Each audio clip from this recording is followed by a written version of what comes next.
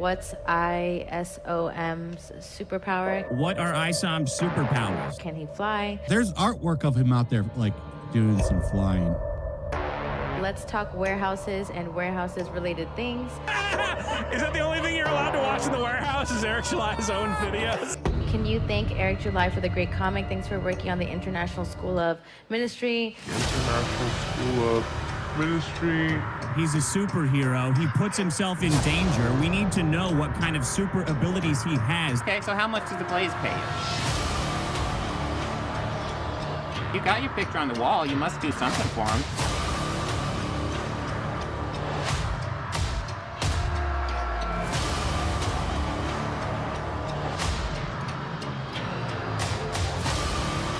Did Miles, like, come in his life or something? What happened? Any of your shipping department needs to know you need smaller mailers or to wrap them properly, because this book came damaged. Y'all really bought that shit butt-ass comic book. I'm crying.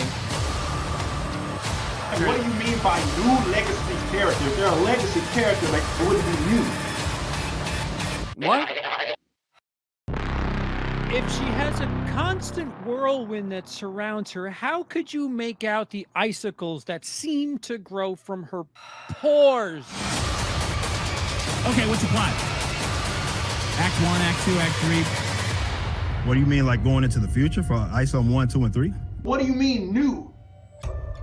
I'm retarded?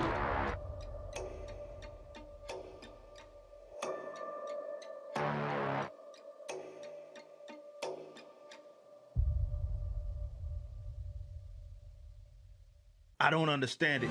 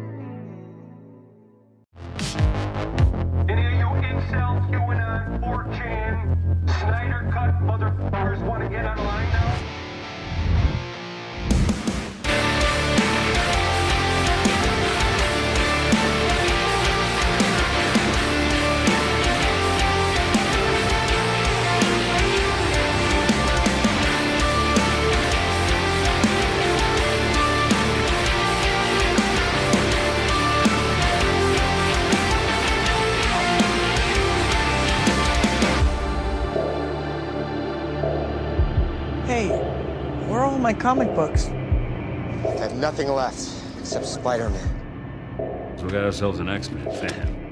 You want to see what Spider-Man #1 looks like? I believe comics are a last link to an ancient way of passing on history. The thing, is this dork made of orange rock like the rest of his body? Here's the thing. I'm looking for a Batman #14. That's a very serious book. I believe comics are a form of history that someone, somewhere felt or experienced. How do I know that it's not a cheap reprint? Better not be jacking off to the Japanese comics, I swear to God. It's a superhero secret. It's impossible. Lois could never have Superman's baby. Can't be the Superman, number 77 from the 200s. I guarantee he blows a load like a shot in the back. They haven't even discovered we have kryptonite yet. His Kryptonian biological makeup is enhanced by Earth's yellow sun. If Lois gets a tan, the kid can kick right through her stomach. Then, of course, those experiences and that history got chewed up in the commercial machine, got jazzed up, made titillating cartoons for the sale rack. You know they're all bullshit, right? Trust me, true believer.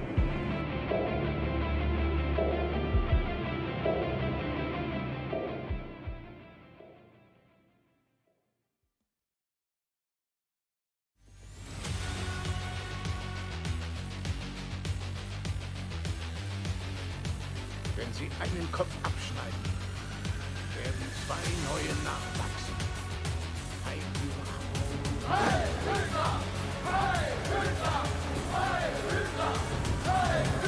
Trust me. Yeah, I know.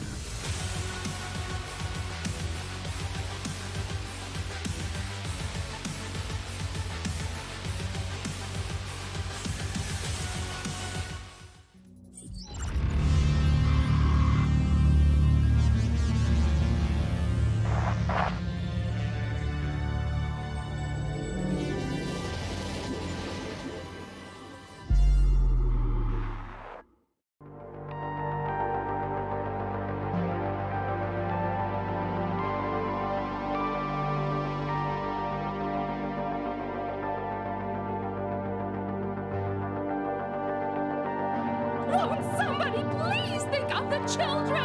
The only way that you can really stop this kind of thing is to arouse public opinion.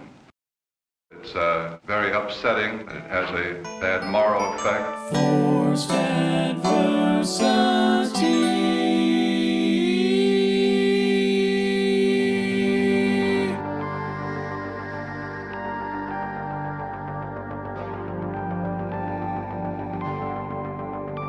Ask yourself, what's more terrifying, fear or the frightened? The facts of history and the aggressive impulses of an evil empire. Bad, B-A-D-D, bothered about Dungeons and Dragons. Up yours, woke moralists. Socialism has spread the shadow of human regimentation over most of the nations of the earth. And they're pushing identity politics with this. They 100% are. How do you think homosexuals reveal themselves?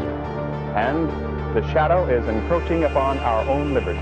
I think there ought to be a law against them. Tonight I'm going to show you why. All right, we are going to soon, very soon, we're going to figure it out. We're going to figure out how homosexuals reveal themselves. It's the underlying, question of this podcast. No, kidding. But I don't know. There's some kind of point to this podcast. I think maybe Morgan knows. Wait, do I? Am I supposed to know? What do I pay you for? I guess you're gonna have to cut my pay. Yeah, I guess so. How do you divide 0? Like, what do you? Don't do that. Oh, okay. Oh, happy Comic-Con Day, Sandman. Yeah, and then I had let's see. See, Isaac, I'm not sure if you're being sincere about anything now. You're messing with an autistic person. And you're doing it in text. Okay, that's like, I'm just kidding. But happy birthday to your mom. And that's not a joke. Apparently, she turned 58. And if her name is in fact Candace, happy birthday, Candace. Presumably, maybe Espenson, Isaac's mom. 58 years young. I hear she's hot. So more than likely. Welcome, everybody. Welcome. Oh, Comic-Con. Yeah. Was there a Comic-Con today? I guess so.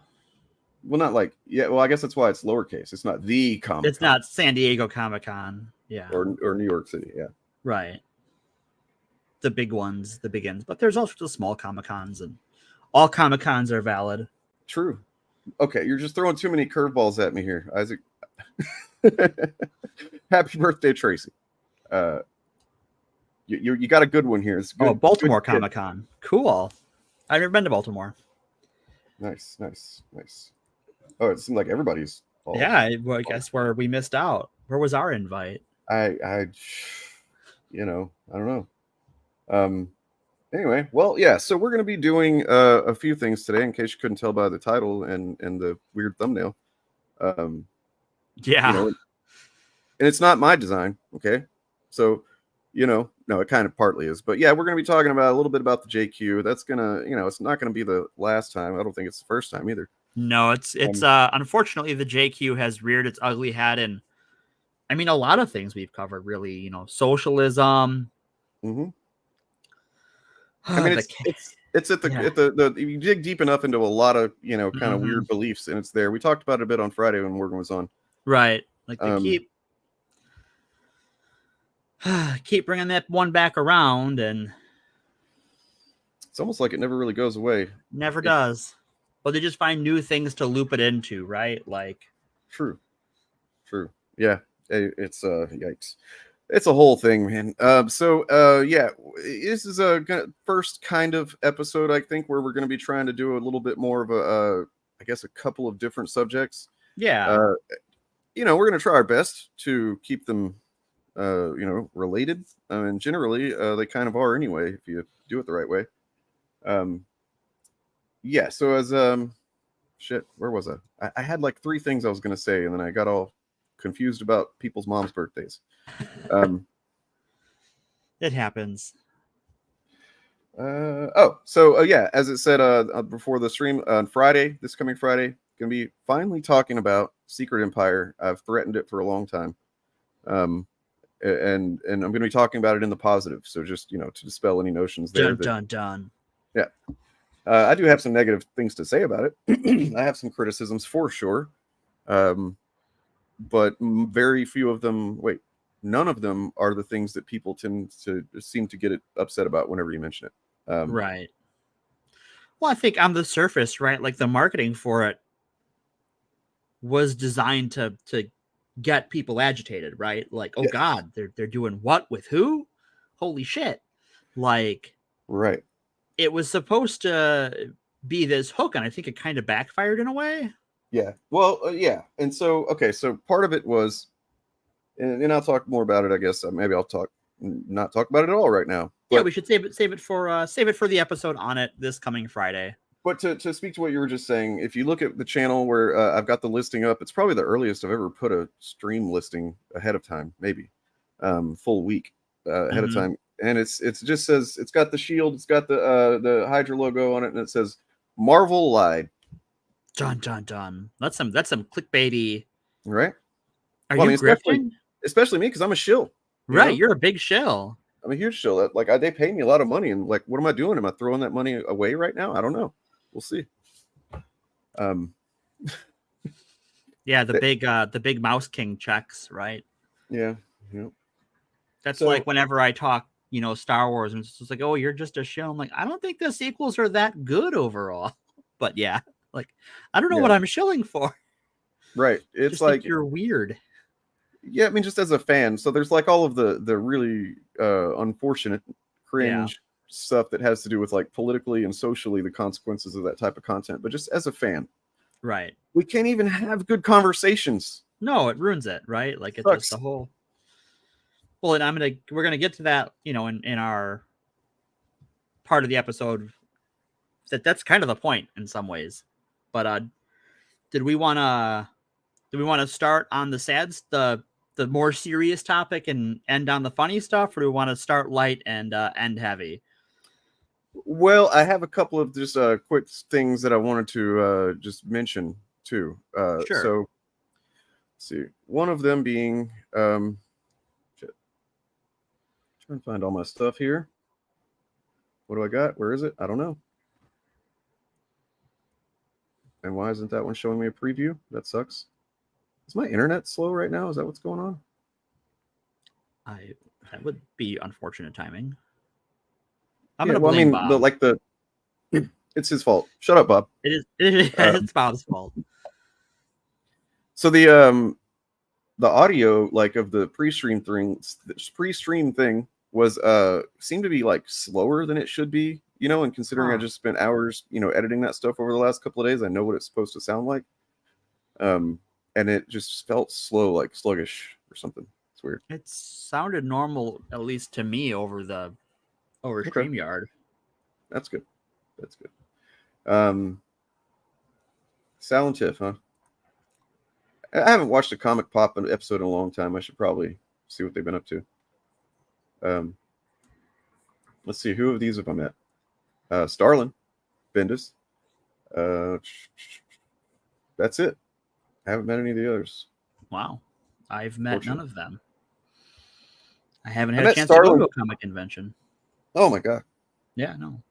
I met Starlin like a month after Infinity War opened in theaters. Oh wow. And so I got to ask him, like, so what did you think? You know, Right. of Thanos? Like, did they do your boy justice? And he was like, you know, he was positive on it. And he was just basically like, I'm very glad that I'm not like was it Bob Kane and Bill Finger, basically, whenever the Batman 66 show came out. Apparently there's yeah. stories of them being very embarrassed whenever people be like, you made Batman, huh? And they're like, oh, Right. yeah, but it wasn't like that. Yeah, those are different characters. And like, I love my Golden Age Batman, and I love my Adam West Batman, but they are not the same, and I love them Right. for very different reasons. Hey, that's fun. Because I actually have an Illuminati comic signed by Bendis as well. Nice. I've got several. I brought several Bendis books. Of course, he was writing like 3/4 of all comic books for a few years there. Right, so. you're like, oh, it's a Bendis book. Well, which one? Yep.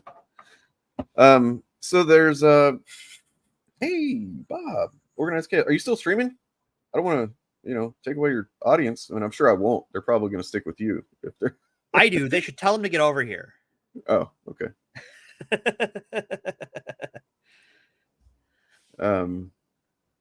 Yeah. Oh, did you promote me over on your thing? Thank you, Bob. You're the man, Bob. I'd actually have a YouTube short of yours, Bob. If you don't mind, I don't care if you do. We're gonna watch it because it's kind of cool. And yeah, we'll check it out here. If you watched the initiative on Wednesday last week, you would have seen this. And if you didn't watch the initiative, what's wrong with you? What are you doing? He said as he kills time, thinking he knows where it is, but apparently he doesn't. Oh, here it is. Okay. So this is from apparently a video from like over a year ago, originally, that Bob didn't, it was a response that Rags from EFAP had made to Bob about videos. They're doing response content. And basically, Bob watched a bit of it and was like, I don't need to see any more of this bullshit because Rags is a bad faith shithead. But apparently he should have kept watching back then because there was actually a personalized message. This is not a joke. I know I set up jokes a lot. A personalized message from Nerdrotic to Organized Chaos about Miles Morales. Indeed, Captain America. And Miles Morales is Miles Morales. This statement does not say that Sam Wilson isn't a Captain America. It doesn't say John Walker isn't a Captain America, or Isaiah Bradley, who was retconned as the first Captain America, isn't a Captain America. It doesn't say that Bucky Barnes isn't a Captain America. It just says Steve Rogers is Captain America, and the same goes with Miles Morales. He is indeed, again, Miles Morales. He's also a Spider-Man. Main characters get replaced all the time in the comic books, and it can be fun because we know in the back. There you go. That's all you need to hear. He said it right there. Miles Morales is Spider-Man. Of course, he added the A, but that is accurate. That's more than it seems like he wanted us to say most of the time whenever he's grifting. So, well, can't let anybody have fun, right? Right. Plus he uses that word replaced, and you guys probably know how I feel about that. Yeah. It's not really accurate. Nope. So another thing that I happened upon, if you happen to hear about old Hyde from that 70s show, he was the cool one on the show, right? He was not the cool one in real life. Not a cool guy in real life. I mean, he did for no other reason, but he's a Scientologist. That's enough. That's anti-cool points to begin with. But he's also a Scientologist rapist. He's also a rapist, yeah. So this clip from years ago when he was on the late night late night with Conan O'Brien. It's just I don't know, kind of interesting. No accent, though. You have no Long Island accent that I can discern. Not really. I've been in LA for like 10 years. Mm-hmm. And it just goes away naturally, right? It goes away naturally, and then there's also certain words that there's nothing you can do about. Like my friend Bodie Elfman, he always teases me and he says, Hi, my name is Danny Masterson. Would you like to touch my balls? You know, do an imitation of me, because certain So words why you are you just can't asking get away people to with. do that? That's the more important question. I mean, you got them. Yeah, right. You know what I mean? Accent aside, Everybody should grab. that's the more important thing. Exactly. I've heard about you, and you'll be caught soon. I know you will. Oof. Conan. Oh. Conan joking too close to the sun there. Yeah. That's some Apollo's dodgeball shit. Oh my god. Yeah. That's whoo, yeah. So fuck him and fuck a bunch of his former co-stars who are like, oh no, he's a great guy, really. Fuck Yes, you so- in the face. In whatever orifice, yeah, all of them except the All fun of them, ones. yeah, with a cactus. So it was, I remember back in the day whenever like when Topher Grace left the show like a year or so before it was over. Basically, I don't even know if they planned to end it, but he left, and essentially it was kind of the writing was on the wall because he, Yeah. you know, he was the guy. And like I remember reports and stuff of people just rumors, I guess, of people being like, "Oh, he's an asshole. He thinks he's better than everybody else in the cast or whatever." Well, it turns out he is better than everybody else. Yeah, I don't think he's come out in dude's defense. No, he absolutely hasn't. He's remarkably silent. And his wife actually posted a thing on, I think, Instagram that was, you know, said something like, you know, to all the people, all the victims who, you know, have to sit through this point where everybody's like debating the, you know, what happens to the rapist, like that, you know what I mean? Who cares? Yeah, exactly. I would like them to be away from people and reformed so that they don't do more rape. Yeah, don't be raping. Don't do rape. Hot did he take. send a letter too? I guess he did, huh? God damn. Oh, well, you know. Well, I mean, he did tell those bitches to leave one time. You know? Anybody know? Get the reference there? I'm sorry. I'm just like, another one, really? Yeah. Okay. Wow. I was trying to lighten it up with the RoboCop reference. But it didn't work. Bitches leave. Right. Oh my yeah, god. so I mean, he killed that cop. We should have seen it coming. Well, how many cops are rapists, right? Like, not fucking Murphy. Okay, that's true. That's Murphy. true. And they killed him for it. They did. Oh god. With a drop from one of the victims that she was in on the phone call when Kutcher supposedly saw a murder scene but saw spilt wine, so he left. What the hell? I don't know anything about that. I don't know. That's a lot of. I'll have to look into that. Anyway. Yeah. So we're going to talk a little bit about bear sex. We're going to talk about pronouns. We're going to talk about the JQ. Yeah. You know, let's ease into things a little bit. You know, I think that's my vote. Sure. Let's do something fun. Okay. We started off talking about Scientologists and rapists, and yeah, that's true. We gotta we'll go on a wave, right? We'll go down, we'll go up, we'll go down, we'll go up. I think maybe I did read something years ago about it, and I just didn't retain the details because I mean, obviously I care about the murder victim, but otherwise I don't care about Kutcher. I make it a point to avoid celebrity drama, so same. I do not care. All right, so here is the thing, okay, and not the thing. Here's a thing. Well, first of all, how many of you are familiar with what we're talking about when we say bear sex? Yep. Who here knows about bear sex?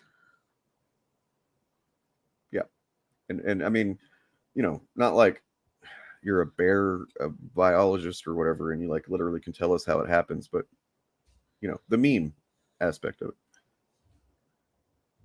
Lucifer knows. Lucifer always knows. The lazy paradox is on it. All right, so we know some people know about bear sex. All right. Do we want to explain it, or we just want to run the clip? If it happens in the woods, can you hear it? Is the bear around? Did I find your video? What video? The one I think Bob might be the bear. That's exactly right, Reggie. Yes. And that normally would be the context, but we don't have our bear expert on. He'll be on Wednesday on the initiative. DJ. So this is a different context. Yes. We do have our I guess I don't know, RPG expert. I did the D&D episode and everything. Yeah. So we're just gonna dive into it. Yeah. And okay, so we'll just watch this. All right.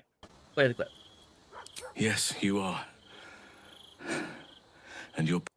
And I don't think in every context it's a freaking mind flayer that's the other aspect of this. No, yeah, you But this one's pretty funny.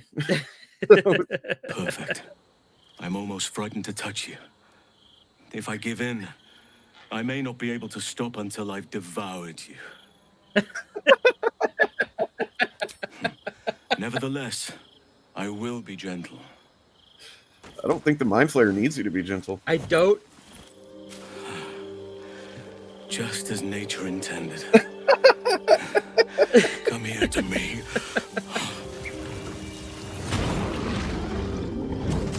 Oh yeah. Woo! Hot bear on squid action. Oh my god, the camera angles and everything. Forgive me. You like it?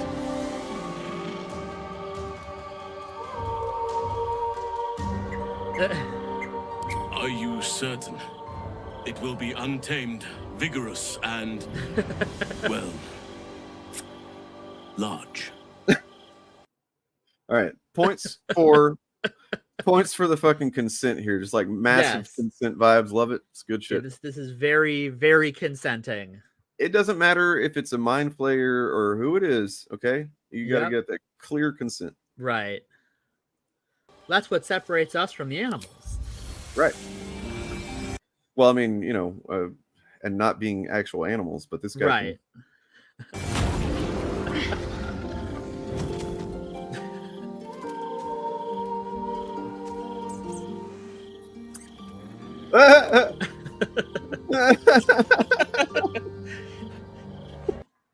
That squirrel is me, by the way. Like, yeah. That's like, what the fuck did I just see? Oh dear. Yeah, those aren't tentacles. Oh, they are. But there's more than just tentacles going in. Oh, I've watched enough anime to know where this is going. Yeah, so what was that? Is that like a thing were they doing a conjuring thing, or are they doing a magic spell? I'm not familiar with the lore, so. Okay, so Halcyon, the very buff scarred dude, is a druid, which is think like a nature priest, for those not familiar. And among their suite of abilities is they are shapeshifters, so they can change into all sorts of fun animals, including one that can do like wrestling drops on people, which is really fun. But so when he gets horny, gets furry, I guess. And my thought to give my take on this, when I first saw this clip, I went, because it was shared with me, going, "Hey Morgan, RPG nerd, what do you think about this?" And I went, "It looks like a druid can't control his powers. He probably wants to figure out his how his powers work before he just relies on that in a fight." But who am I to say? Well, maybe that's what he's doing now, is trying to figure it out. Yeah. So I'm glad that he's very consenting, right? Like, that's nice. Yep. I mean, at the same time, verbal consent is ideal, and verbal consent is mandatory. Yes. But I'm guessing the mind flayer can kind of just psychically tell you. Yeah, they're kind of mind ready squid people. Yeah. And mindy squid people. And did they get the concept of the mind flayer? Did they get that from Stranger Things? Stranger Things got that from them. I know that. Jeez, I know. I'm just being a dipshit. I know you are, but I know you are, Dane. But in case no one in chat knows this, they know Stranger Things and they don't know D&D, in the same way I don't know Stranger Things, but I do know D&D. Just to be helpful. Well, see, I didn't know what a mind flayer in the game was supposed to look like. Yeah. And the The one in Stranger Things is not like that. Right. I mean, I guess in the sense that it has like tentacles, it's the same, but I mean, it works differently. Yeah, it's just huge. It's like it's a big towering kind of shadow entity type thing, which yeah, I don't want to spoil anything, but that's less hot. Yeah, it's not sexy at all, honestly. Lame. Have they considered making it sexy? I mean, they did kind of. They kind of did. They did give it a somewhat human form in the most recent half season. Where like now Vecna is the embodiment that apparently was technically the Mind Flayer. But Vecna is literal dude. You got a body. He's kind of wet, you know. Got a wet look to him. They make towels. There's towels you can dry off. I don't know if they have them in the Upside Down. Oh, but that's a problem. So Morgan sent me on this quest, or I sent myself on this quest to find that clip, and it turns out there are other clips, as Lazy Paradox pointed out. Yeah, this is a game. It's a silly, horny game. It is got some very silly, horny parts. And this has people very, very, very agitated. Well, we can look actually at that, because I was looking some of the videos just if you search for this air sex Baldur's Gate, kind of gives you an idea of who's saying what. Yeah. But I think I sent you a collection of screenshots to have to flip through. Yeah, I'm pretty sure I did. Oh, shit. Where are those at? In the Discord. I will find them. My bad. All good. I don't see them. I will tag you where they are. I put them in sources. I see. Okay. There we go. So anyways, because the game has this part of it that you can have your, sexy summer camp, that has made some people very upset. And I thought that was an interesting corollary, or an interesting thing to build off of some of the stuff we talked in our ESRB episode, and the video games rating panic was that, part of the reason we have a rating system because people were worried about sexy things in their video games. And so that's why Night Trap was really big, even though it was kind of a crappy game. And I know we played a clip of that during the episode and laughed over it because it's very cheesy. Now people are upset. Why does this game not warn me there is sexual content in it? Even though if you pull up the game's ESRB rating, I'll just read it verbatim. Oh, I think I have Steam open. Let me just tab over to Steam. Well, I have. So, was there an order to these that you wanted me to do? Not really. Okay. Well, I got them. All right. I guess I was expecting more screenshots of bear sex, and it's. Oh, just sorry. No, it was just people shitty forum posts. It's Well, Lazy Paradox. This is going to build off of that too, because it turns out that the complaints about both games are kind of the same. Yeah. Because I've taken screenshots from both games' Steam discussion tabs. So yeah, the gay people are very upset that people get upset with you and your party, your fellow adventuring heroes will get upset if you're mean to some refugees. And by mean, I mean you drive them into the wild and send them to their deaths. And so there's people upset about that and how treating people in need bad is bad. They don't understand that. Right. Well, I mean, the thing is though, this is why this is it. Sorry. God damn. It's always Sundays typically because it's I've been talking too much. Yeah. All right. So this is a problem, obviously, but because the refugee situation is only going to get worse. Right. There's this whole climate crisis going on. And you also have states like Florida and Texas who do human trafficking. I'm not going to beat around the bush. They take refugees who are seeking asylum, which is legally, federally speaking, you can come into the United States, present yourself to the authorities and say, I am seeking asylum. And by law, they are supposed to let you stay here until you have a hearing to be granted asylum. Instead, what these states are doing is they are hiring private jets to traffic them across the country to liberal areas, whether it's Martha's Vineyard or San Francisco or New York. Yeah. Are they still and doing just that? dumping them off? Because I was pretty sure that like Abbott was going to like possibly get in some trouble, like legal trouble for that. That's still in the courts right now. He Okay. just had the courts did just put a stop to his laying traps in the Rio Grande. Jesus Christ. Inhuman shit, folks. Right, It's just inhuman. like actually inhuman shit. And it's like, this is the brain rot of the culture war. Mhm. Is that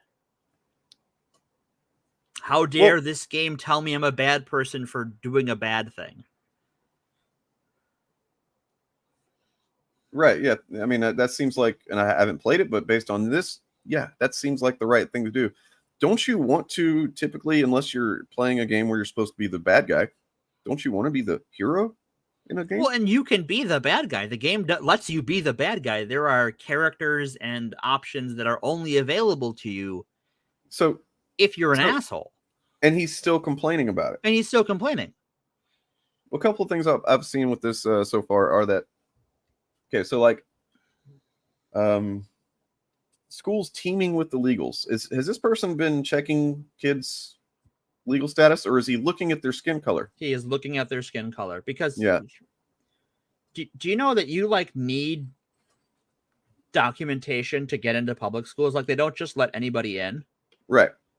Like because you have to have like a vaccination record and they have to work it out in taxes. So like they have to know like your social security and stuff and where your address is, and they want you to have documentation for your address. It's not just that they let anybody into a school, but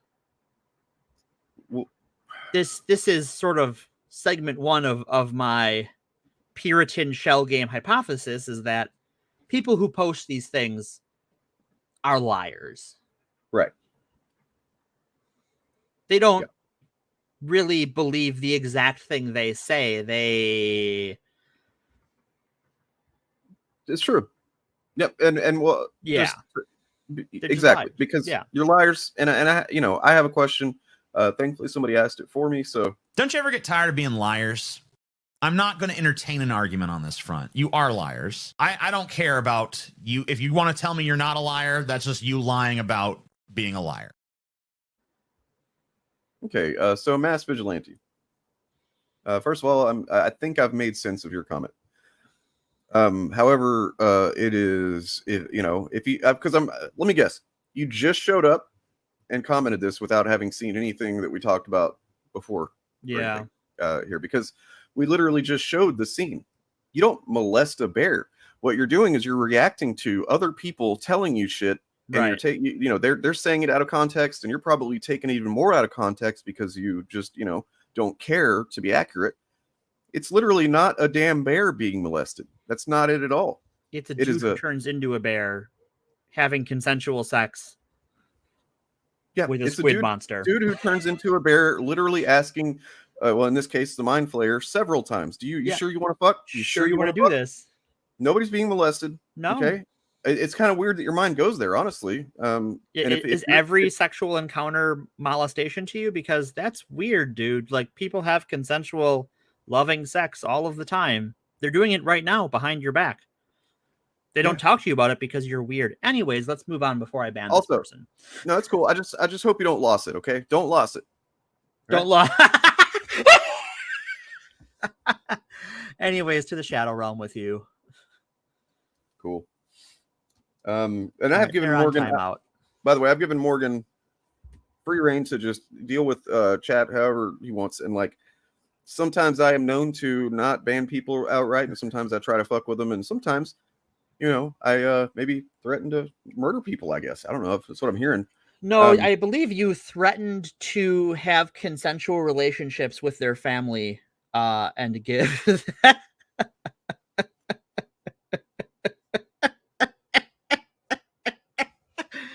anyways, all right. Make sweet, sweet love to people. Make sweet love, yes. All right, so that was pretty clear. It was consensual. You know, it was very consensual. But these people don't understand consent, so I can see how they got confused. Exactly. Okay, so next idiot. Now, I did want to point out too, or ask rather. So the up on the top, the little icon, the emoji reaction things. Yeah. Is that a clown? That's a clown. Yeah, that's Cool. the jester. That's encouraging. Yeah. And is that a dickhead? What is that? What is with chicken with the pipe? What is I that? believe that's like a chicken shit. Okay. And then tears? I don't know what that's supposed to be. I'm Okay. sure I could go into Steam and check, but I don't feel like it. What I really want to know is, I hope this last one was being just the most facetious ever, because otherwise, this is what a fucking sensitive cuddle box this is. Right. Well, these people are very snowflakey. Mm-hmm. They're very sensitive, as we'll soon see. So yeah, I really hope Sig Duck is because if you're just fucking with them, then kudos, A+ on the comment there. But anyway, right. I hope it's sarcasm, but the internet is hard. It can be. Well, so are bear dicks. So are bear dicks. They're very hard. Or so I've heard, because I actually don't care for video game romances. So sorry. It's when people ask me like, "Oh, the game is super gay and super horny." I'm like, "That's what I hear. Aren't you like 80 hours into it?" Yep. Couldn't tell you. It does seem fun. Look, I'm not even a gamer, right? Like I almost never really play games, but every once in a while, every few years, some game will come along and I'm just like, that seems fucking fun. And this is kind of hitting me like that. Yeah, it's a lot of fun. I really enjoy it. So there's this one. How to make a female or male-female character. This is the Starfield. This is from Starfield. Yep. I'm stuck at the character creator because it seems to not be giving me an option to pick between female or male for a character. All I get is something about body type. Does anyone know where to enable the male or female options? Or is the main character genderless? In Fallout 4, I was given male or female choices, so I'm confused as to why Bethesda removed that from this game. It's a different... So all they did, right? Okay, so to pull the curtain back for those who might not know, what a lot of games, including Starfield and Baldur's Gate, have done is they've decoupled your body, your gender, and your voice. So you can put those however you want. So, for instance, in my main Baldur's Gate 3 playthrough, I'm a big lizard person.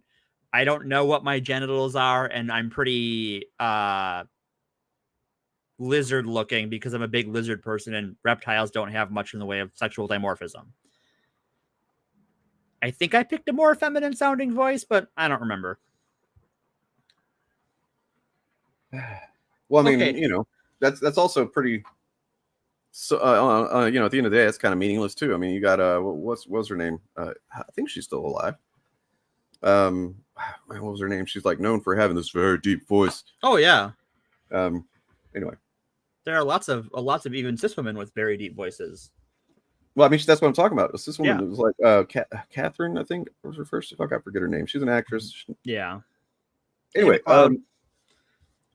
so this is the screen right here, I guess, and then cool. Okay. Yeah. I mean, it looks like a character customizer. By the it's way, very Windows 95. Like that's what I get from this. I'm just like, is this Windows 98? This is kind of bland looking for sure. Yeah. So my question is like, at least for me, whenever I play an RPG, customizing is like 90% of the fun for me. Yeah. Like there's been games that I've like created characters and not really played the game very much because I'm just enjoying making a character. Right. Yeah, it's fun to just like sit down and like tool around in the character creator, and I feel like this just gives you more options. That wasn't Bethesda. When Bethesda trends, Bethesda gets clicks. You know? Well, and also I think there is a perception among the gamers TM that The Sims isn't a real video game. And I think by real video game, I mean violent. Right. Yeah. You don't get to kill people, or I think you can, but I don't think like going around killing people is the thing you are trying to do in The Sims. I don't think I've ever played The Sims, but okay. And then we get the response here is fun because it's very, very stupid. And the ESG thing, as I talked about whenever I first heard it over a year ago, and was like, what the hell is this? And I look into it. We looked into it on the initiative as well. If you're not familiar with what that is, it is literally a they want to act like it's some kind of Marxist agenda type thing or whatever. It's literally capitalist shit. Oh, right, of course. It's environmental. Sorry. Yeah, go ahead. It's the whole socialist. These companies are communist. Like that's not how that's an oxymoron. You can't be both. So yeah, of course it's a capitalist thing they are assigning to any form of leftism. I want to ask anybody in the audience that's I guess got a kind of sees where this comment is coming from. Maybe what is a male body type? That like I'm trying to think of anything that other than like the obvious, the genitals, that is gonna be different every time from a female body. Where there's still some a little bit of gray area in that too, right? We can speak broadly, like hip displacement versus But I mean, my friend Chris in high school, he was very insecure about his kind of womanly hips, as he called them, and he was like, it wasn't a big deal, nobody really cared or anything, but like he was like, oh, they were kind of, and then once he pointed it out, I was like, oh yeah, I guess so. Well, right, that's sort of been baked into him. I think there's that perception, but like body types vary. It's we don't come out of a template, right? Some women have very, very narrow hips. And that's true too. And often they have to give birth through cesarean section. Mm-hmm. But that's why we have science. But real quick, here's the thing. Here he is. Came in with the answer. Kathleen nice. Turner. Way to go. Hell yeah. Love the thing. I'm going to get him on here to talk one day. I'm going to get him on here. I have a member of the Fantastic Four on. What will I even do here? I don't know. Like that's super fap. Right? Oh, auntie hips. So yeah, men have titties and look, that's the funny thing, to be honest, is a lot of the guys that act like male body is male body. It's like, yeah, you got some titties probably. You got some man titties, don't even. A lot of these, that dick pickle baby brain guy, like he's got some moobs. Oh yeah. You mean where's he at? This guy. I got him here. So okay. Every fucking conceivable opportunity so you can fucking current day us. Yeah, that guy has man boobs. Like Deus, folks, don't current Deus. I will current day the shit out of you. You know why? Because today is the current day, anyways. Yeah, but you want escapism, and it's like, dude, this is literally this game in particular is. Like you'd have more of an argument for Baldur's Gate or something like that, where it's literally a fantasy world. You're talking about. Disagree. I mean, I'm not saying it would be a good argument. You just have more of one than in the case of a science fiction thing that takes place in the future. Because it's in the future, so things that happen today are going to be in the future, ideally. Things like that anyway.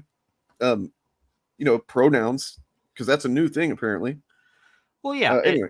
It's one of those things they can't say. Once again, they can't say what they mean, because if they said, I don't want people to control their own identity, which is what they mean, right? I think I should get to tell you what your identity is. People would go, well, that's weird and invasive. Versus complaining about pronouns where like, that's dumb. Like, you're just stupid. Well, yeah, I mean, it's a dog whistle, so they just sound stupid. But everyone who knows what they're talking about knows what they're talking about. It's pretty clear, and you can see it's pretty clear whenever you look at like the responses to people making content about his video, because the people that show up to defend him aren't talking about, oh, I want escapism. No, they are saying a lot more direct, occasionally violent things. Yep. So yeah, that's dumb, it's stupid, it's bad. And I have a message from somebody who we'll be talking more about this person on Wednesday on the initiative, by the way. It's going to be a pretty good episode.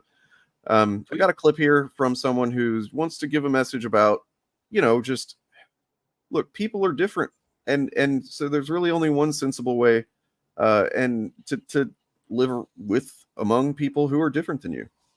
And what I feel like Jesus has taught and what Jesus would be like. And that's not to judge people, and that's to have grace toward people and to love people. And that's where I'm at. All right. Melanie Mack with the good message there. Thanks, Melanie. I don't know who that is, so I presume she's an awful person who would never do something like that now. Fucking atrocious human being, man. Like atrocious. Oof. She like literally fucking, her whole thing is like, I'm a Christian and trans people are demons and shit like that. Yeah. I wish I were a demon. Like, that would be rad. Fuck. Actually have some powers. Right, yeah, fuck. Yeah, if I was trans and I was a demon, then these people wouldn't be talking about me being a demon, that's for sure. Right, Be dealing with them, you know what I'm saying? Exactly. Anyway, yeah, we got our hands on a few videos that are of heard. So that was August 2021. Wow, that did not take long. Not at all. And it's very, very much just a 12-second clip from a longer video where she kind of, she's female Mac from Always Sunny. True. Holy shit. Yep. That's, wow. Good one. I'm gonna have to get some Mac clips ready for drops on Wednesday. But yeah, she's awful. She went to the hospital twice because she all she ate was meat and butter, and she didn't drink water. Like, these people are too stupid to live. You are too stupid to live. You 5 sticks of butter a day. What in the fuck? And I mean, is that all? That must be all she eats, because she's like rail thin. She's not like. Anyway, I don't want to comment on people's bodies. Yeah, but, let's move on.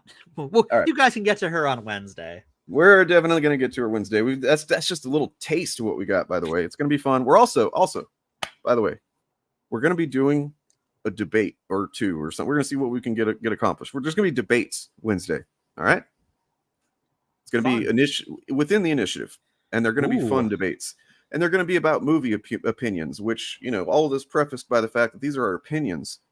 And it's really just going to be more like impassioned advocacy to try and convince people to see our way, rather than like, you're wrong and stupid and bad. Like your opinion on the 9th episode of Picard season 3 is? Yes. Wait, what? No. But no, it's going to be fun. Hopefully, well, awesome. It's just something we want to try out. We want to try and have more fun on the show, because we do have to deal with pretty terrible people. True. Yeah. Anybody not familiar with the ESG thing at this point? You not? Refresh me, actually, because it's been like a hot second, and there's so many acronyms thrown around that like I'm not going to pretend to keep them all in my brain. Environmental, social, and governance it's not a law. It is a policy that has been adopted, by choice by many of the corporate studios and whatnot in all areas of entertainment and whatnot, because it's for investors. They act like it's some kind of thing that's designed to make people be woke leftists or something. Right. It's so that like whenever some investor, everything that you consume, media that you consume, the money initially for these things, the capital a lot of it comes from investors. Right. So like a movie, right? Like we'll have investors invest in it based on the premise, and then that's how it'll start to get the budget, together to get that thing made. And so investors will look at the ESG score of something now, and that is designed to say there's environmental. So like what it does is it assures investors that they're not going to be doing anything shitty to the environment and making anything, right? Whatever they're doing. And that also that they're probably going to do everything they can to reduce waste and reduce carbon footprint type shit, right? I don't know how effective any of that is. John Oliver did a good segment on the carbon footprint thing, and it kind of seems like it's a buzzword that doesn't. It's a bit tax scammy. Our special guest for the back half of this episode involves himself in some of that. So, oh hell yeah, Based, you watched that? Awesome. Right, it's Marxist feminist propaganda from the lizard people hiding in six. Exactly. You know, thanks for summing it up. Wait, but the Marxist feminist lizard people live in the fifth dimension. Well, see, okay, but now we have to bend the knee to the ones in the sixth dimension too, because it's never enough with these people. Anyway, so then the governance part, and I'll get to the social last, obviously, but like the governance part is essentially, I don't even know exactly what that's supposed to be. But the main part, governance, isn't it? It's like how your company runs. I guess so. I mean, I'm not. Yeah, I forget, because whenever we look at it, the main focus typically is on the social part, being that they're going to be, they're not going to exclude anybody for hiring practices, and that they might actually put more effort into making sure they don't just by default hire a bunch of cis straight white men, which is typically what's done. That they're actually going to go, well, let's make sure to give other people an opportunity in these jobs and whatnot. Oh my God, how terrible. So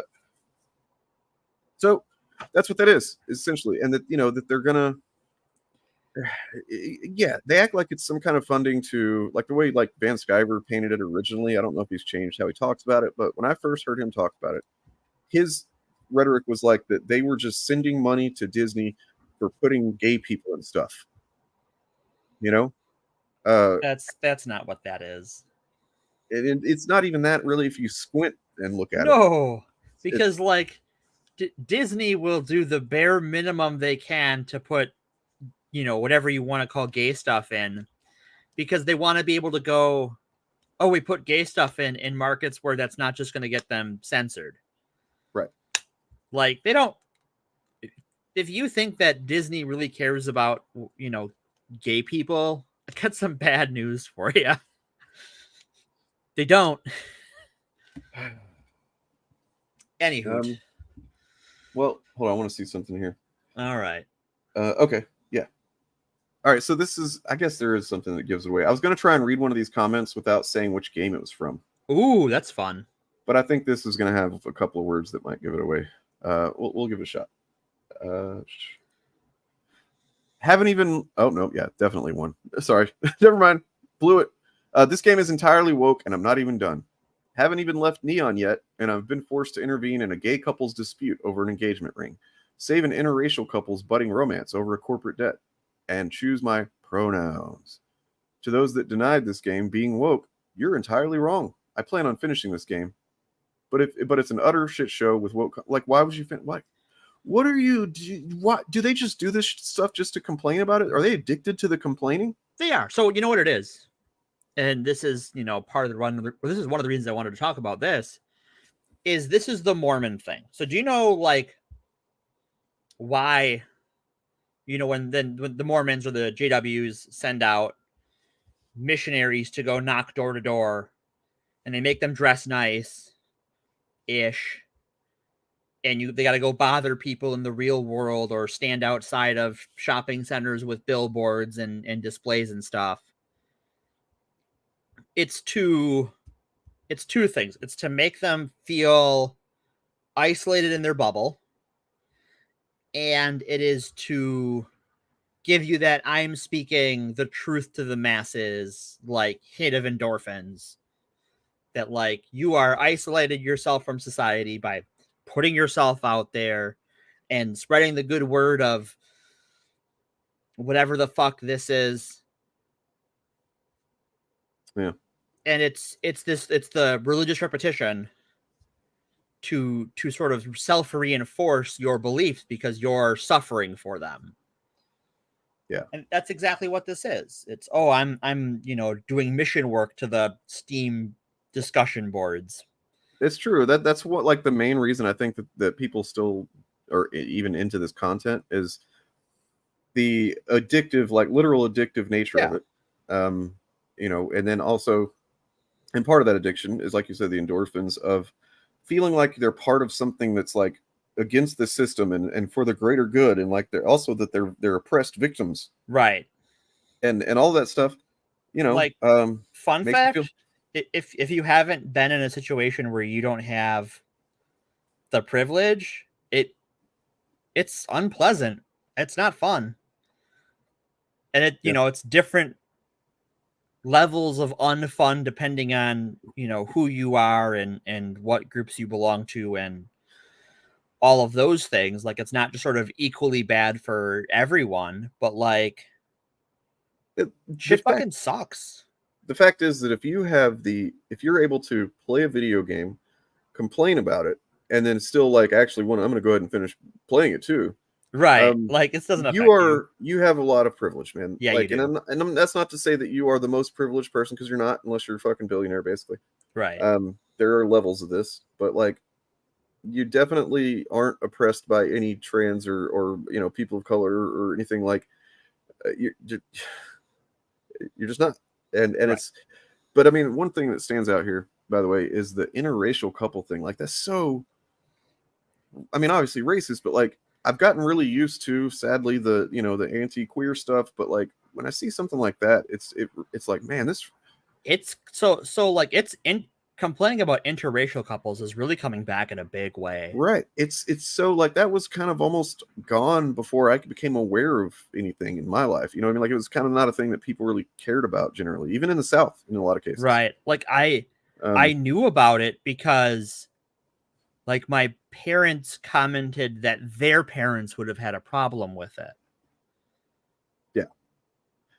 Yeah. I mean, generally it was like, I guess I was aware that there was that there used to be more bias about it than there at least was expressed openly where I grew up. Because, and this is pretty fucking cringe, but like, my dad, anytime that I started dating a girl, or that I just went out with a girl when I was like and shit, I mean, probably even into my 20s and 30s for all I remember, every time I'd be like, yeah, I'm seeing somebody or whatever, he'd go, is she a white girl? Wow.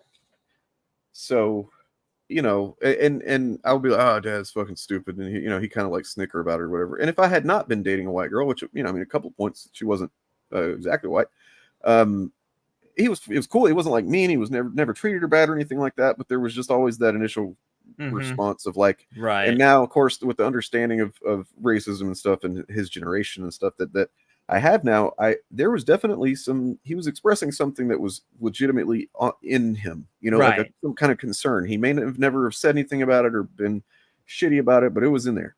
It was in there, right? So, yeah. This comment's mask off, as well as the one Organized Chaos got the other day that I've been showing off probably more than he has. That literally says he's a race traitor. Yeah, I saw that. That's wild. That's just, I think that might be the first time I've ever seen anybody called that. Anyway, that I'm like, no, I've seen the phrase thrown around here and there on the internet, but like, that's just crazy, man. That is old school shit right there.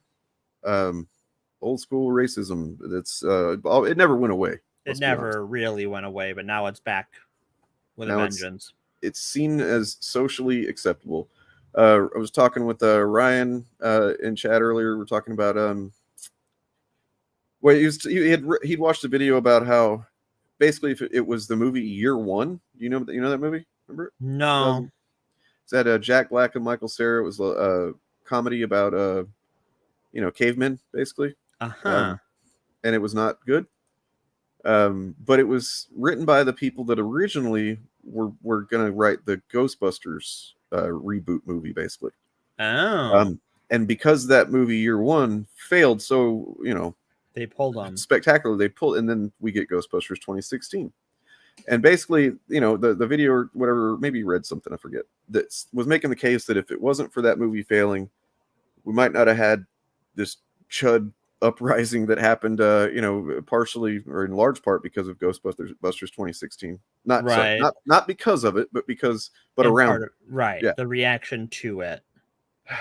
And yeah, I mean, there's, we were talking about the kind of the nuances of that and whether or not that's completely accurate. I kind of see the point and disagree to a degree as well, but also if not, that's one of those things that, like, if not that movie, then there would have been another thing, right? Because that was, we're talking about the late stages of Gamergate. We're talking about Trump coming into prominence as a political actor and not just sort of a sideshow.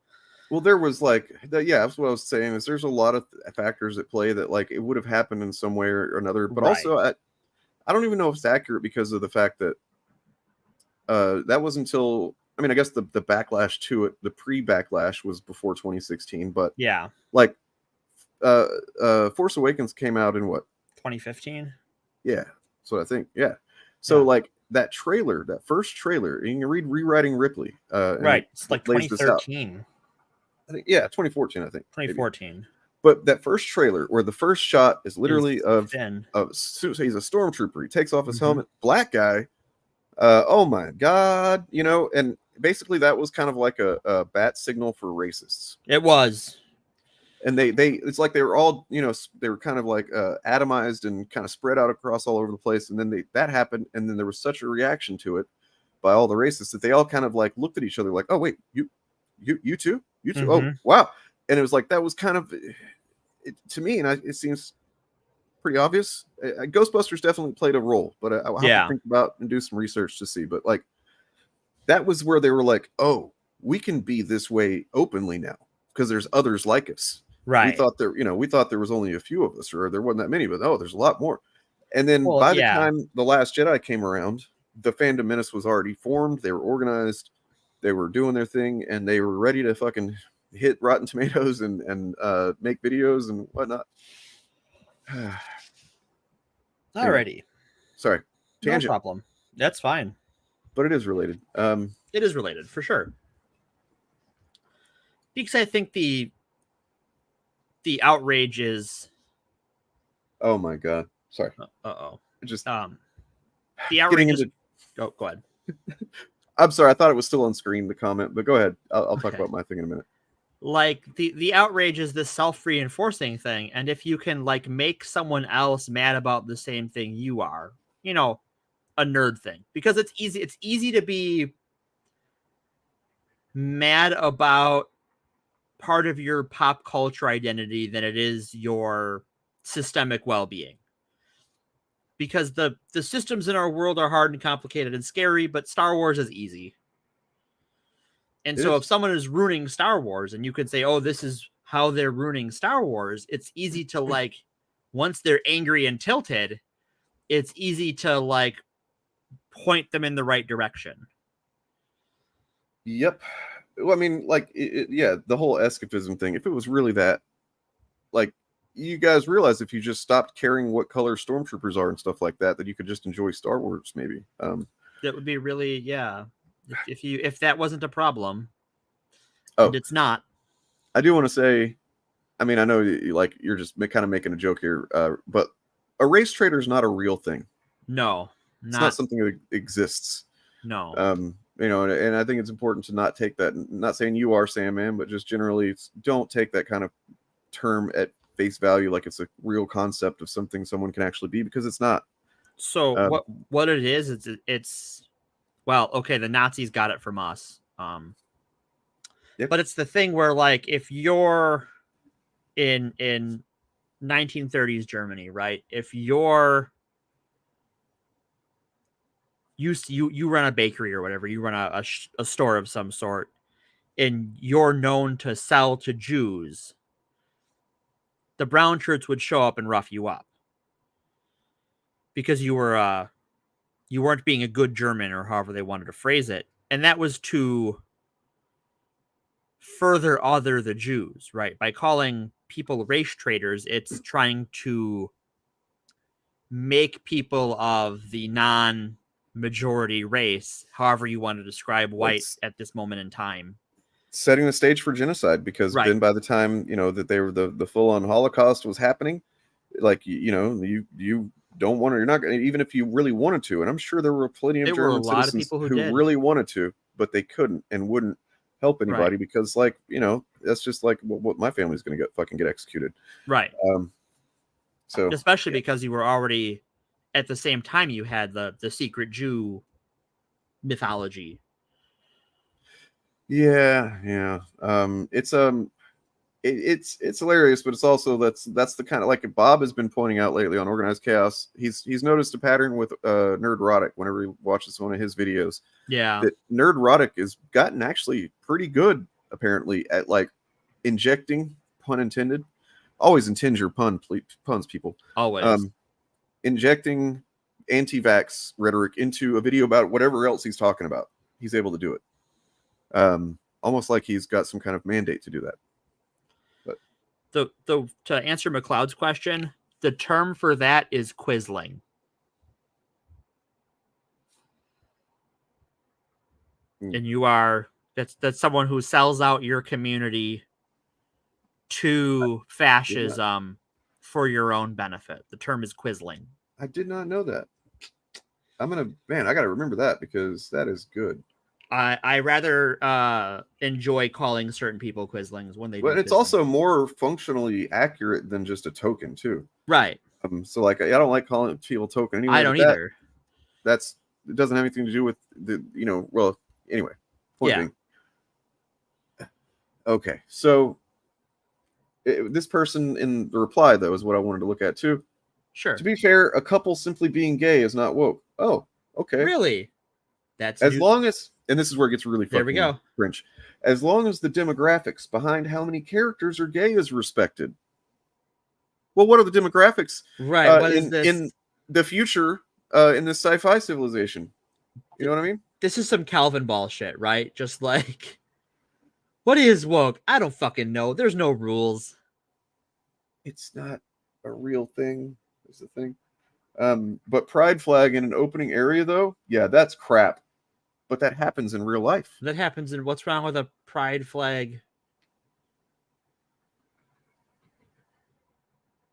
The lack of sex or discussion of sex in a sci-fi colonization boon environment? Yeah, that's crap. What? Isn't that game like everybody's clones? I think so.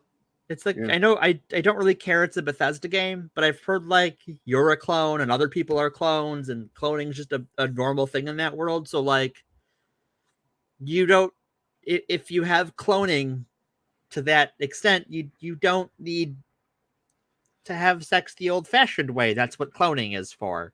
And if it's in a science fiction thing, look, I don't know much about the game at all, but if that is the context, if there's a bunch of clones and no sex in a science fiction futurist, then it's commenting on something. That's what it's doing. Right.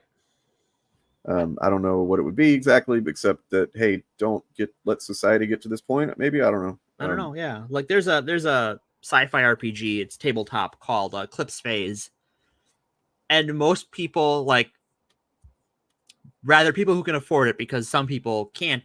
Some people can't even afford to have their own body, where like they have to live as just data on the internet.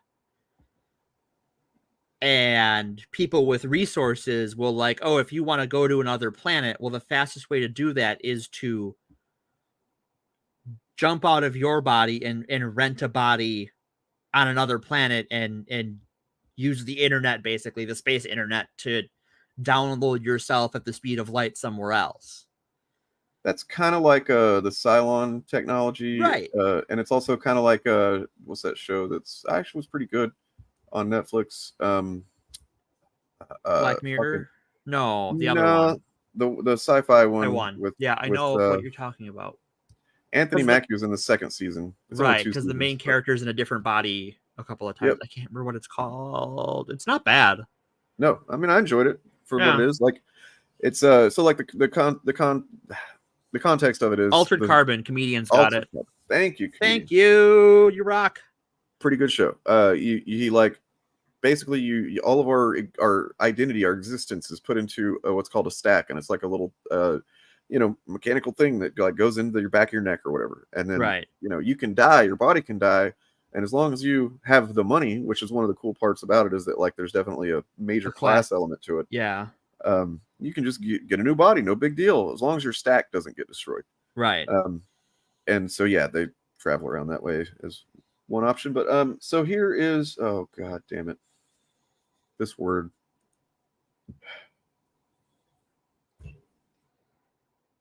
Sam's co is a cuck. He's white. His daughter is black. His wife is white. His wife is explicitly the kid's mother. Maybe okay. Maybe the kid's adopted. Maybe he has reproductive issues. Maybe they adopted. Well, he says if we're taking his reading as valid, saying it's explicitly the kid's mother. Of course, it doesn't say biological there, so. Right? Redditor pandering. What is? Does this person just? And this is they have these buzzwords that don't mean anything because like there's lots of right-wing bullshit all over fucking Reddit, and it's getting worse now that they've thrown all their moderators. There's a great article my buddy sent me about home canning and home jarring, where Reddit threw out all the mods and just replaced them with random people they just found on the subreddit, and they're just like, oh yeah, botulism toxin isn't a real thing. And just like giving completely unscientific advice where like some of the old moderators had like master's degrees in farm science and stuff and actually like knew their shit and were doing this work for free. And now you just have assholes doing it for free and don't know anything. So yeah, fucking hell. Wow. Okay. It's always. I'm sorry. I kind of did a side quest. Oh, sure, that's fine. So I looked up Mark Felton Productions, just out of curiosity. Okay. He's a guy that is kind of yikes. Yikes on trikes. First of all, why do they always look like that? Like a fucking Bond villain, basically. Like, and then a word keeps coming. So I'm looking at the Google images, right? And a word keeps coming up along with his name. You want to guess what word that is? Starts with an N. Ends in an I. Ends in an I. Has an A and a Z in the middle. Yeah. So he is a military historian, and he does content on YouTube and stuff where he's talking. And guess which war he's really seems to be obsessed with? He is really into how cool the German Wehrmacht was in World War II. Really, really into how great they were. He's literally like, oh my god! And you know is this guy a fucking? He's like a cartoon character of like what I would. I've heard about this type, but like right here, he's playing some Hearts of Iron. Yeah. Mark Felton Productions presents the last Axis forces in Europe.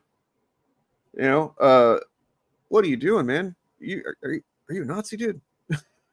That's some Nazi shit. Yeah. It really is. Like, I mean, they don't call themselves that, and they might even actually say that like the literal German Nazis were they're bad. It's like, all. Especially if you're going to present yourself as a historian, the historical consensus on like the German war effort in World War II is that because you had all of the Nazis in charge of things, and Nazis were not great at logistics, because it turns out fascists are really bad at understanding systems like logistics and supply procurement and manufacturing and trade. Economics, like, because you don't know any of those, you just know how to be a bigot and violent. There are actually a lot of not right-wing historians on YouTube.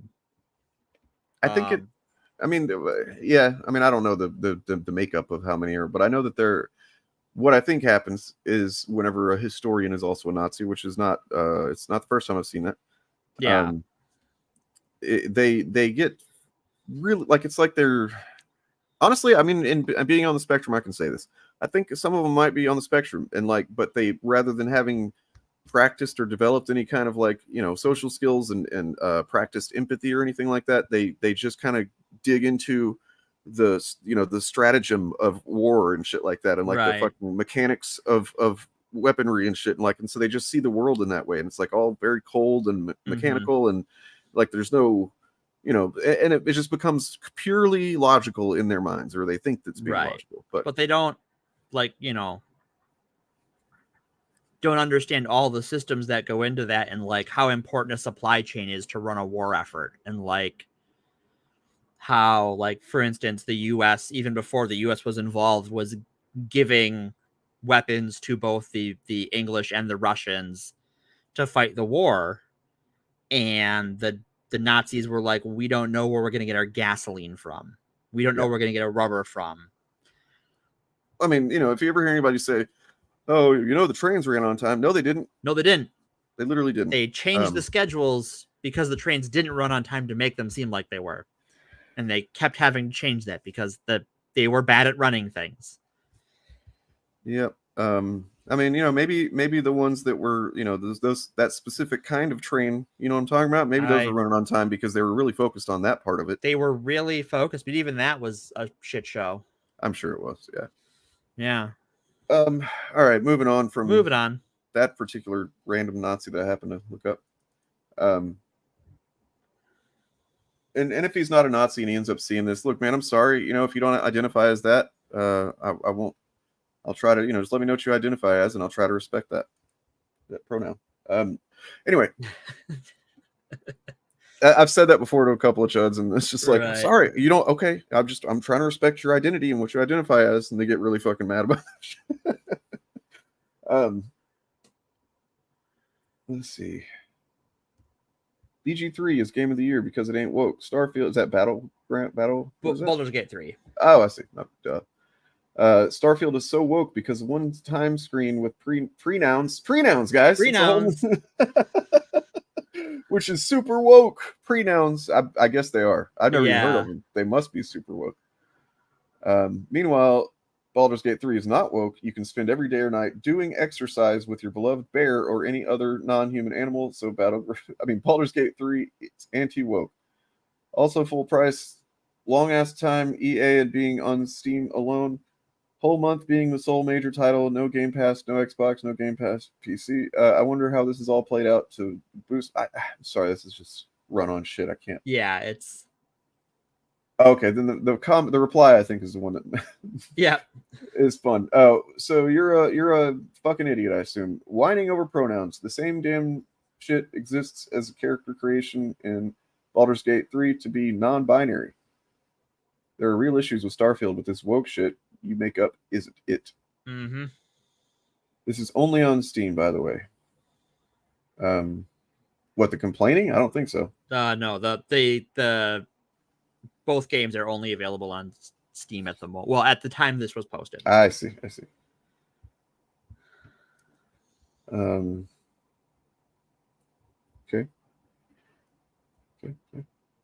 Oh wow. Okay. That means something, apparently. That's relevance. That's peak appeal players. To popularity. Yeah, it's popularity. I mean, I know what it means, but like, I'm trying to. Why is he saying it? Right? Like, it's popularity dick measuring. Yep. I mean, it's the same as like the this movie, you know, destroyed this other movie. Who cares? You know, Sonic the Hedgehog destroyed Birds of Prey. PG movie with animated character for popular video game franchise does better than R-rated movie about C-listers.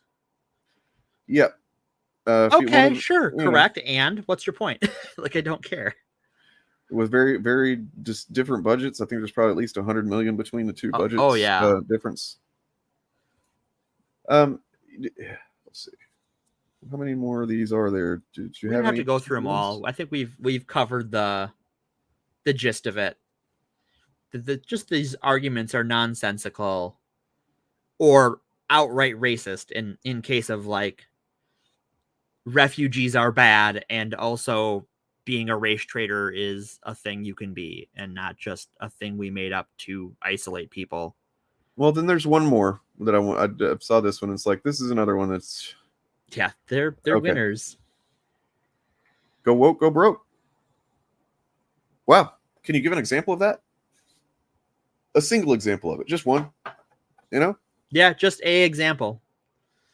because I don't know if we can do it another stream maybe, but like I've still got a folder full of stuff from whenever we did it on the initiative and looked at like a whole bunch of companies that had this said about it over the last pretty much since maybe Kaepernick and the Nike and stuff. Oh yeah, that was. And like all of them are doing seemingly better than they were even then. Right.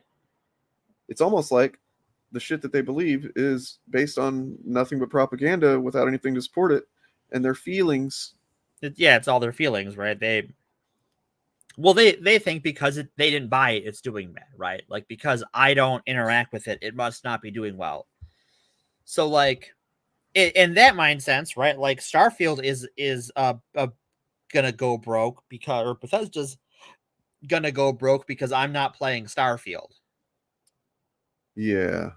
And I mean that has nothing to do that like I don't like Bethesda games. Look, wait, I'm trying to figure out why are people saying Disney in chat? I don't know. Disney's made a ton of money. Yeah, I'm not sure. I mean, do you think they've gone broke? Like the fact that these guys act like the Disney living or dying as a corporation rests on the knife's edge of a single movie release. No, it's fucking insane. It's fucking... In fact, I got some fun facts about capitalism, my friends. Sometimes they put out movies they think are going to do bad because that's just a tax write-off. Like they can let a bad movie come out and that still just helps them. They can use that to push themselves out of a tax bracket to pay less taxes. I see. Bud Light sales dipped, and then we can check on it. But maybe they haven't quite recovered yet. But like Bud Light is not going to suffer, And there's also probably a lot of. And look, let's be real. There's probably a bunch of dipshit people, liberals, who, whenever that happened, well, I'm going to drink more Bud Light now. Like they're going to do the opposite thing from the Chuds. Also, an important thing to note about the Bud Light thing is I don't think people know how much of the beer industry the company that produces Bud Light makes. You mean Anheuser-Busch? That's the one. Yeah. They make all of it. They make all of it, right? So like, go, okay, if you're fuck Bud Light, I'm gonna go, drink something else. That's a 50-50 good point. shot. It's just more Bud Light. They still got you. I want to look at the list actually. So, unless you're gonna go buy buy from your local craft brewery, which you should do anyways, because it's better than fucking Bud Light. Definitely. So I wonder how many people were like, "Oh, I'm not drinking Bud Light anymore. I'm going to switch to Michelob." Yeah, well, nah, or I'll even save money because I'll drink Natural Light. Oh, there you go, Natty Light. Also owned by Anheuser-Busch. Yeah. Let's see, Bud Light Premium Platinum. No, I'm sure that one's kind of obvious, but then there's like Spaten Franziskaner Brau, which is probably kind of deceptive to some people if they don't look at the label. Right. That's them too, because they also, like a lot of corporations, they buy up smaller brands of stuff, and just. So I can speak to Sandman's question as far as what they did to tick off. I presume that he means ticked off, not tipped off. But Budweiser walked their incredibly milquetoast ad deal with one trans TikToker, and like walked it all back and went and got on their hands and knees before the cultural conservatives and went, "We're sorry," basically. Yeah. And so a lot of progressive people were like, "Well, then what good are you? Fuck it. I'm not dealing with you." Well, yeah, and it's not like and the right will frame that as like a win or whatever when it's like it's literally just a corporation reacting to what their bean counters are telling them is the thing to do, and like, and that's honestly the first time I've seen in quite a while that any company has done that. Because when it comes to movies, for example, they don't do that shit anymore. They did it one time, and it was a big one. They learned a lesson. Well, I mean, one major time, which was Rise of Skywalker was a response. Yeah. And then since then, Disney's been putting out quote unquote woke shit left and right, and the fact is that, like, if you ever watch an erotic video, which why would you? But he's, like his Indiana Jones review, we covered that on the initiative, and like he spends like 7 minutes before he ever talks about the movie itself. Could talk, look at this thing, this little thing here, this metric that Disney took a loss in, or whatever, and like assuming that anything he says is even accurate in that context. Like, what does this have to do with the movie? And also, right. You're just talking about Disney. If Disney was fucking failing so hard, you wouldn't need to spend so much time to tell us about it. You wouldn't need to pick out these little fucking random isolated things that nobody cares about, of like this metric here, and this market, they lost some viewers on Disney Plus or whatever. Like, yeah, all streaming platforms are losing subscribers, essentially. Right, because people are not all cooped up anymore as COVID restrictions have lifted. So and also, there's just less on streaming services. And then they've actually kind of they kind of got into a content, I guess, I don't know, some of the stuff that's been put out on streaming services hasn't been great. No, it hasn't.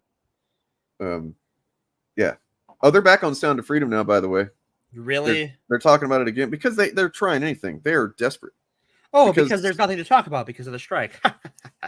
Right. Yeah. Exactly. And it's actually.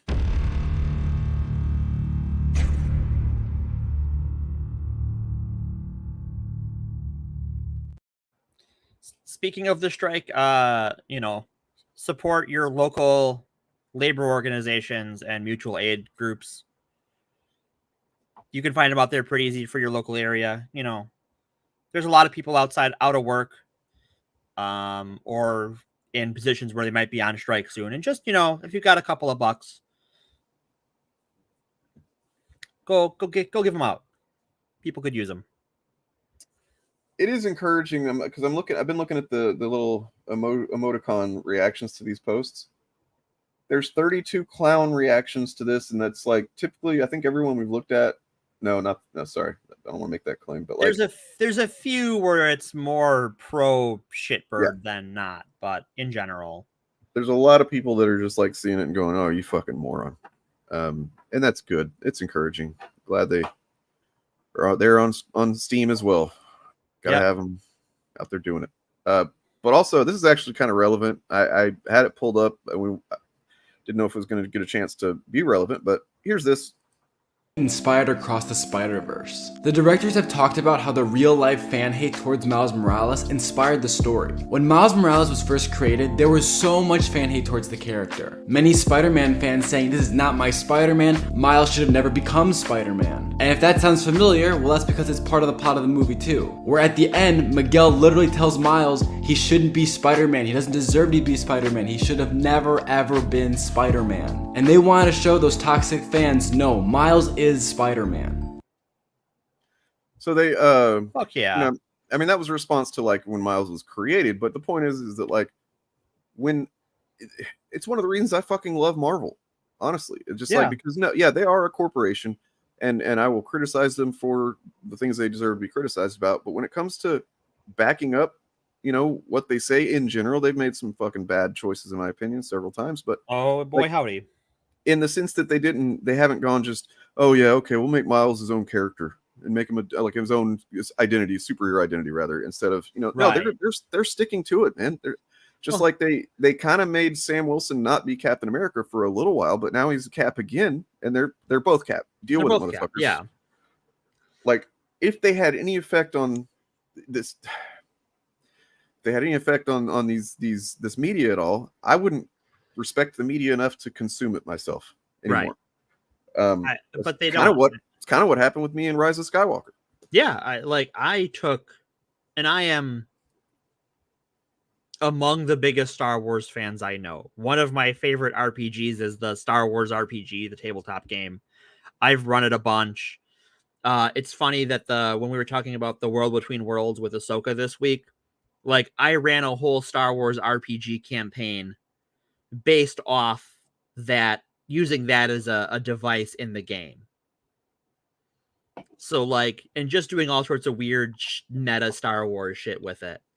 Like, I fucking love Star Wars, but even after Rise of Skywalker, I was like, shit, what the fuck have I been doing? Maybe we should do. I don't know. Maybe me and you should get on a watch party together sometime and cope watch it together. I don't know. Oh yeah, that we could do that for the patrons or something. Okay. Yeah. And the people that think that oh, I'm just defending Marvel and Disney and stuff. I'm really not. I don't want to say I don't care what happens to them. I do, but I'm not going to fight a battle about a corporation, right? I'm not going to do the content that I make and deal with the bullshit I deal with for corporations. I do this because it's right there in the name, the fandom. Right. Well, it's the art, right? Like, and these people are just, they're bad actors to begin with, because I feel like most people I knew who were big comics fans and were like, oh, they're changing Spider-Man, and even if they weren't following Ultimate Marvel at the time, it was like, oh, it's the Ultimate Spider-Man died. Miles is replacing Ultimate Peter Parker. 616 Peter Parker, I think at that time was still alive, and then shortly thereafter got replaced by Doc Ock. Yep. Like, it was not long after, like, and now Doc Ock is Spider-Man. I still haven't read Superior Spider-Man. And that actually did, like, Superior Spider-Man got a lot of flack too, but I don't think as much. At first, but then people were reading it, and then it was so good. A lot of people have flat out said, "Yeah, I was wrong." I have said that. I was wrong. So the good Raylo. I'm gonna assume maybe you got a little bit of incentive there to like that movie. With the Raylo moments. The Raylo, yeah. But like, look, I know it's not a poorly made movie. It's actually well constructed. The effects are good. It looks exactly like it probably is one of the best looking Star Wars movies, except for The Last Jedi. I can't beat that. But it's like I felt whenever I was watching it, about 45 minutes in, I just was having this gnawing feeling inside that like I wasn't feeling anything. It's just like, I know these characters. I know I feel like I'm supposed to be feeling things like I normally do in a Star Wars movie, and I just don't care. And it's, and I could kind of go on a tangent about that nonetheless. Well, we'll have to do a watch party, and we can see if we're wrong, if our minds change on it. But like, leaving the movie, I was just like, I don't know when I'm gonna want to do Star Wars things again, and Star Wars has been a huge part of my life. But that's fine. Same exact. And you are wrong. His speech was not awful. How about that? No. I get people didn't like his speech. I thought it was exactly what it needed to be at the end of Falcon and Winter Soldier. I thought it was present. Like, I didn't hate it. I didn't think it was the greatest thing ever. I thought it was the comic book speech you give in that moment, right? Like, it is exactly what I would expect. Well, let me tell you Captain what America to say in a comic book in that moment, right? Like, well, the one thing that I think it should be given credit for it is the thing that I was like, wow, I was actually surprised they said that, is when he said, you got to stop calling them terrorists. Right. Because like, that is the kind of thing that, America's kind of weird about terrorism still. We're very well, and we're weird about calling certain things terrorism. I think we have this cultural baggage where it's easy to call things foreigners do terrorism, but when it's domestic, we don't want to think about it that way. Well, at some point, I'm going to have to do a video or stream or something laying out my case about this, because it does tie directly into another subject that I really wanted to get into for a long time, and we kind of have a little bit before, like on my birthday last year. The whole superheroes and fascism, and are they, pro broken system and stuff like that. Like, I have a lot of specific thoughts that are actually a lot of notes about it. I think there's a lot of really bad lefty takes on this. Yeah, I think we need to talk about that on FAP. I think that's a good FAP. Marvel MCU fuckery. Just to kind of take a glance at some of the videos that are being made about this situation. As you saw, that's one of the narratives that's getting taken from it. That guy that showed up earlier, he didn't say, oh, you muted him. Never mind. Well, I muted him, and then he has not darkened our door since. So literally showed up saying, you can molest a bear. Like, nope, that's not what it is at all, as we saw. So, you know, these are just, at first you get your typical, just people reacting to it and going, oh my God.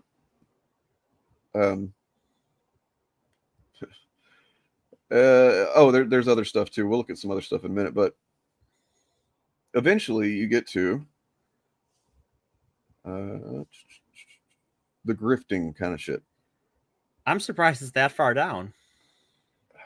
Yeah. Oh, here's one. Journalists hate fan service but love the bear scene in Baldur's Gate. Where was the other one? It's like there's several of them that they seem to be targeting this at journalists for some reason. Well, that's some Gamergate shit, right? Yeah. It's just Definitely. Gamergate Here we shit. go. You can fuck a bear in Baldur's Gate 3 and degenerate, hypocritical journalists are loving it. Got a dollar store freaking what's her name there? Nerdette. No, Nerdette's like the penny store version of her, I think. Oh damn! Damn! You're a cold operator. Yeah, I know. But yeah, there's several of them. Just people grifting on this whole thing, and I'm not even grifting as much as like there's some of that probably, but like There's just some of that. There's some like trying to play the Gamergate greatest hits. Yes. And that's because I think there's this perception in the right-wing gamer sphere that game journalists don't like sexy characters, and they're wrong. Like they're just like wrong. Yeah, they do that with Marvel too and stuff. They're like, oh, you know, you can't even like, draw hot women anymore. Like Dead or Alive games are very sexualized fighting games, and those get very good reviews, and they're pretty good fighting games. Bayonetta has been a very successful franchise. It's very sexualized.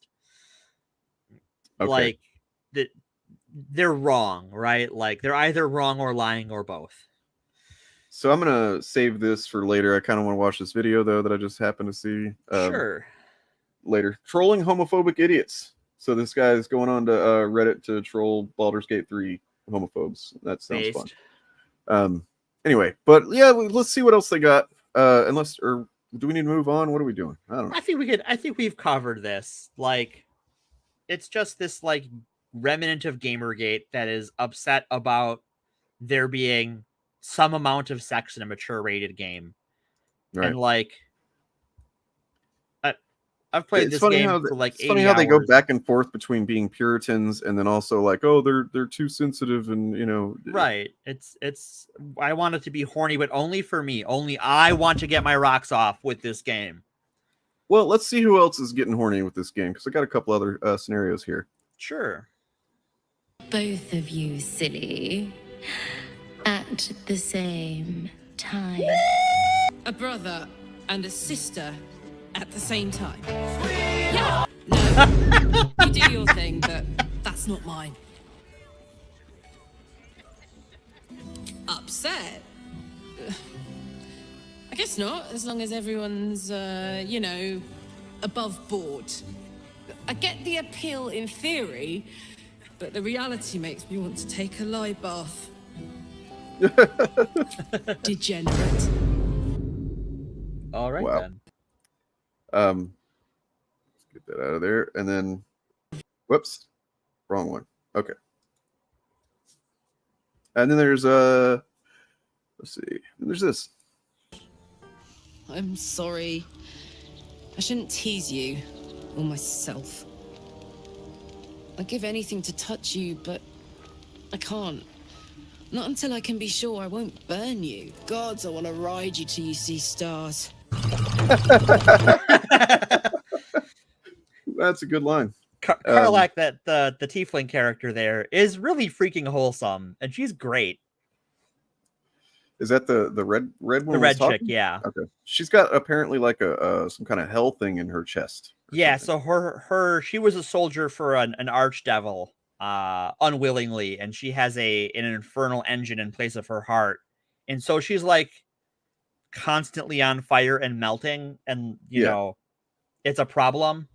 That's what she was saying. She's like, I want to fuck this guy, but I'm gonna burn him to ash if I do. So like, right. yeah, So self-control, but she's great. Like even where I'm not romancing her, like you can help her like make it more bearable to the point where like you can give her a hug. And I'm like, I am like, your options are like, give her a pat on the back, shake her hand, give her a big hug. And I'm like, I am giving you a big hug. Oh, you have earned, contact with other people. Hugs are so wholesome and good, man. Like in the I right love context. a good hug. Hugs are great. Because I was reading this Jed McKay Moon Knight. I'm on issue like 15. Fucking so good. I don't know why I waited so long to follow up after number 1, but like it's so fucking good. Yeah, I think it's definitely the best Moon Knight run I've read. Nice. And yeah, there's just a moment, the most recent issue I was reading, because he's got an assistant named Reese, and she is a vampire. Interesting. And she, she's like living with it, and she's not like killing anybody unless they, or somebody deserves it. And yeah, he like finally in issue 14, he tells everybody that he's working with and around him and stuff now that he has DID. Right. For the first time. And like he tells her, and she's like, okay, and he's like, so do we like, she says something like, I don't care. Like, you're who you are. You're who I've known you to be. Doesn't matter who you were before that. Doesn't matter who else you might be, as long as you're, this kind of thing. And he's like, all right, so should we hug or something? And she's like, oh no, ooh. And then the next panel, they're hugging. And it's like, yeah, it's really sweet. So I have a question. Do you think that run is a good introduction to Moon Knight, like a good intro run? Yes. Okay, because my spouse has some interest in Moon Knight, and I'm like, I don't know. We were just talking about it over breakfast the other day, and I'm like, oh, I should ask Dane that. I think, yeah, I mean, it's honestly probably better than. I'm trying to remember who wrote the one that I read last. It was from the mid 2000s or so. Okay. Whoever wrote that one. It was during or around the Superhuman Registration Act, I'm pretty sure. Oh, okay. That makes that sense for our Moon Knight story. Tied into it a bit, and like, yeah, so that one was a bit dense. That just there's a lot of lore that relates to Moon Knight. There's stuff he's been through, and it, like this book has done a really good job of including mentions or even follow up to some stuff without it seeming like you have to go and read that. Oh, okay, that's good. So yeah, it's pretty good. Then there's got this clip. Let's see.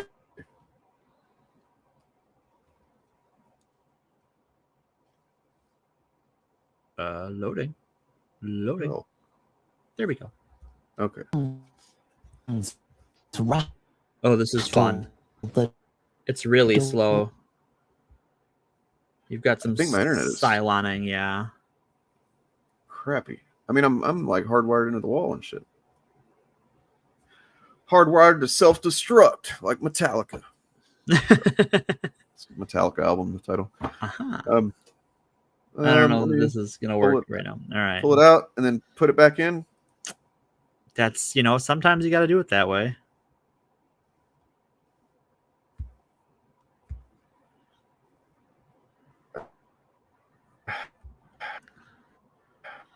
While it's loading, Chandler, the question of that question is in the minds of. Do I sound okay? Yeah. You sound fine. I don't know what's going on with that video. To answer your question, Chandler, in the minds of white supremacists, only white men are allowed to defend themselves. End of sentence. Okay, how am I sounding here? You sound fine. Okay, because my window almost just crapped out. Like it gave me the option. Do you want to wait or exit? And I was like, I'll wait. Okay, well, it's weird. It's weird. Can you leave me in the stream and reset your browser and rejoin? I think so. Okay. Yeah. If we vanish, we'll be back. Well, I think it stays open for 5 minutes, so I should be good. But okay. I'll be back momentarily. All right. Hi. Ask me your dumb D&D or Baldur's Gate or TTRPG questions now. We'll wait for Dane to reload. Because yeah, there's RPGs are great. Fucking love RPGs. Literally played Pathfinder today. My buddy's starting to GM for the first couple of times now, and he did a really good job. I'm very proud of him. Colin, if you're listening, hi. You did good today. I'm telling all these people you can be embarrassed. It's my best friend. But yeah, so do do do do do do do do do do do do do do do do. Oh, that's not updating. Hi, I can see it on the other chat. Oh, it's slowly updating. Gotta ask him about dropping the big ass line about MJ having bigger ass than Black Cat. That is a very funny line. Oh my god. Yeah, Lost World is not woke. Not that woke means anything, but like Lost World is a movie. It's fine. I like it. I think the only Jurassic movie I didn't really care for all that much was the second Jurassic World one, the second Chris Pratt one. I was like, this movie kind of sucks. I have not seen the last 2 Jurassic Parks. You are kind of quiet. Oh, weird. Let me see. Check. Hey, check, there check, you are. check. Okay, you're sounding a little better. Okay. Yeah. If I ever sound like really echoey and like I'm in a wind tunnel or something, please let me know, because that means that my wrong microphone is connected. Right. It's grabbing like a hardware one somewhere. Yep. I don't even know where it would be, but it's done it before. Rude. All right. So yeah, I haven't seen the last 2 Jurassic Park movies. I would say the most recent one is pretty good. Really? I would say the one before that is not. Okay. See, I thought, okay. Well, my thing is though, I haven't really enjoyed, like, Lost World is okay. But like, other than the first one, I haven't really felt much for any of them. That's fair. Like, I think the first one is the best one, right? I think it's hard to be better than Jurassic Park. It's not only is it like a really good movie, it's one of the few times that the movie is better than the book. Because like I've read the book and I've watched the movie, and it's like if I had to recommend someone who wanted to like do one or the other, I'd be like, watch the movie. Fair. Yeah, I mean, the one movie I know like that is Fight Club. Oh yeah, I haven't read the book, and the movie was fine. Assuming you are someone who can understand what Fight Club is actually saying instead of what some people want it to say, then it's good. But yeah, that's a whole other can of worms. Try and get my my videos back up in here that I had. So we're coming up on 2 hours. Do we want to touch on Let's touch on it. Musk. Well, I mean, first I was going to say, like, how much of the pronoun thing, does anybody in the audience need to understand what the pronouns are about? Like, and not like why the chuds are upset, but I mean, I was kind of thinking maybe we should kind of at least offer for anybody that's, I don't know. If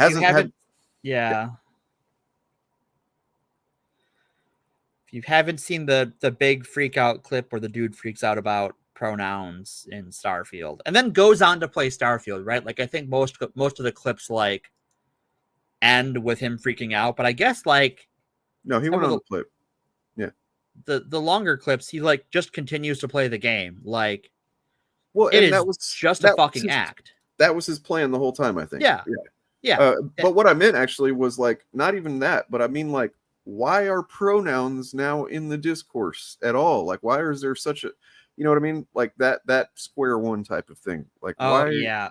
Does anybody need to understand why, trans or non-binary people and just cis people even want to make pronouns more of a common thing that are considered in video games and elsewhere? So pronouns are things you used in that whole sentence, Sandman. I is a pronoun. You is a pronoun.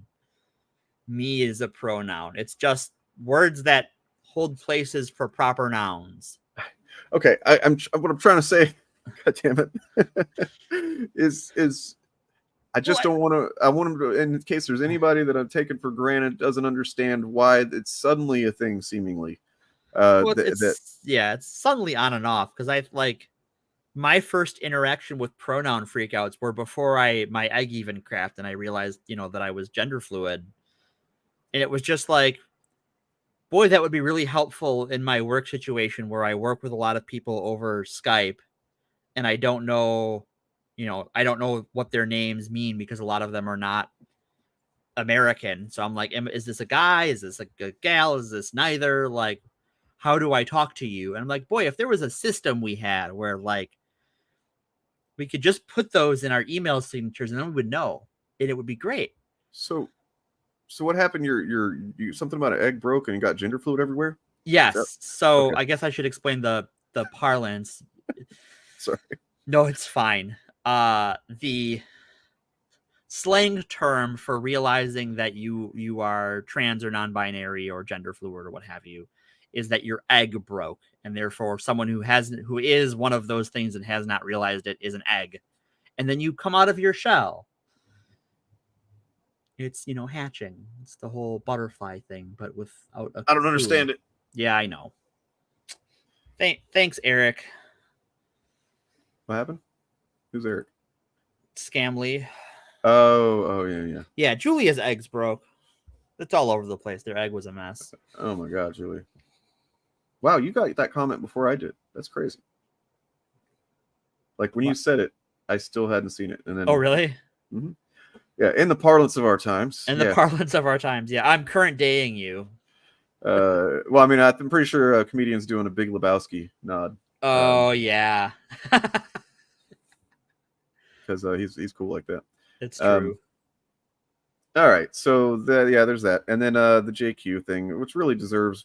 It's good. We're going to talk about it a lot. But Yeah. okay, Elon. We talked about it on Wednesday. Did I talk about it Friday or Wednesday? When did I talk about it? I don't know. These things all run together. I think we talked that we were going to talk about it today on Friday. Okay, so I did talk about it Wednesday for sure. Okay, for sure on Wednesday, and I know we talked about it a little bit on Friday. So this is what I saw that initially brought my attention to the whole thing, because I don't spend like any time on Twitter. I'm not on Twitter much at all anymore. In fact, I was trying to get banned the other day. Oh, fun! I should do that. Because like that piece of shit that has been like, saying the most fucked up shit about DJ Eric Debunks, Eric's Reloaded. Yeah. And then whenever he called him out, or something, like we called him out, and then like the dude actually talking about that email that he got, in fact, because that one Ripaverse Defender account. Oh yeah. They had actually posted saying that, as much as we think he's misguided, Eric shouldn't get this kind of shit. It's hateful and fucked up. It's like, fuck. Said it's evil. Well, yeah, but I mean, like, at the same time, they do also make content and defend a guy that makes content that exactly that, yeah. But still, at least good on them for saying that, I guess. Right. But like the dude the original dude that was saying some shit, not the email sender, but the YouTube guy, the other guy. Yeah, the shitty comment guy. He fucking retweeted that and said something like, I disagree, or I think he does deserve, like, or whatever. Like, basically, he deserves to get that email that he got, which is literally threatening to curb stomp him and shit like that. And what a piece of shit. And I just was kind of having a bad evening that day. And I just said, you know what, fuck it, I'm going to send him a DM. Because, I mean, I know the guy. Like, I went on a show one time, and he was too much of a pussy to confront me about things that he clearly wanted to. And I just kind of went off, and I was like, dude, you're a fucking cowardly, spineless piece of shit. Like, just, I don't remember exactly what I said, but I was, made sure not to threaten him.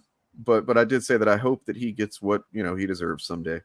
And that might be, he gets what he wishes on other people. Maybe he deserves a hug, and that would solve everything, but probably not. Is it a hug from an Iron Maiden? So yeah, and I was like, man, and what's funny is that it only showed me more how broken Twitter is now with Musk, because so bad.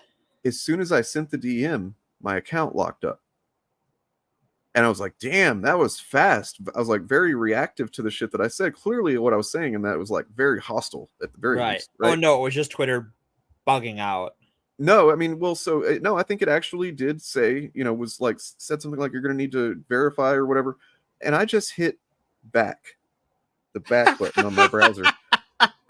And I was back on Twitter. Not a fucking single follow-up anything from that.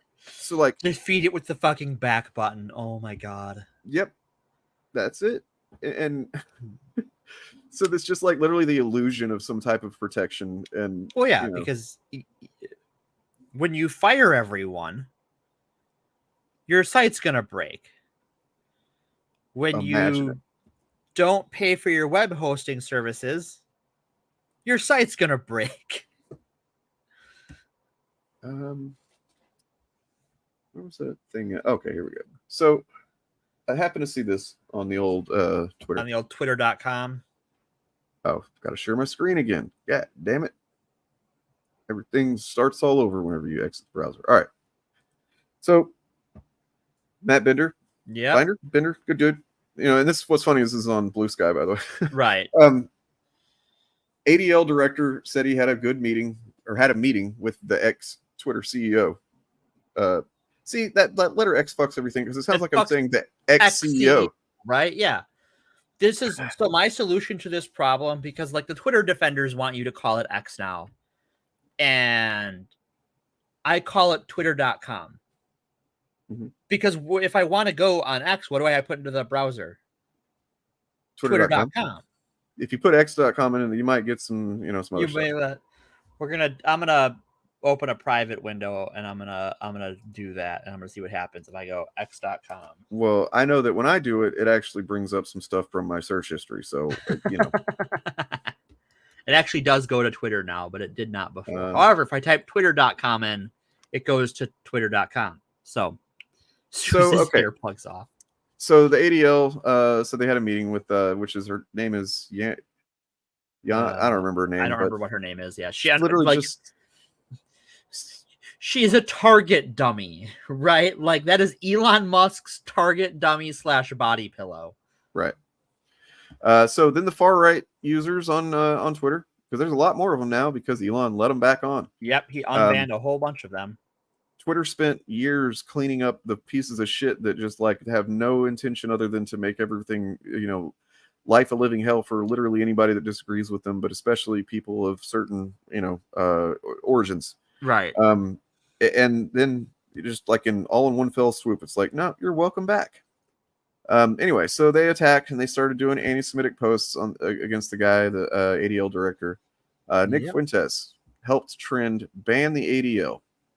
Not aware, Nick Fuentes is just a Nazi. He's just a Nazi. Like I forget if he identifies as a Nazi or a National Socialist or something, but he is not afraid of those terms. Take it easy, Lucifer. Bye, Lucifer. Good night. He actually has, not to defend him or anything, it just shows how desperate he's gotten, I guess.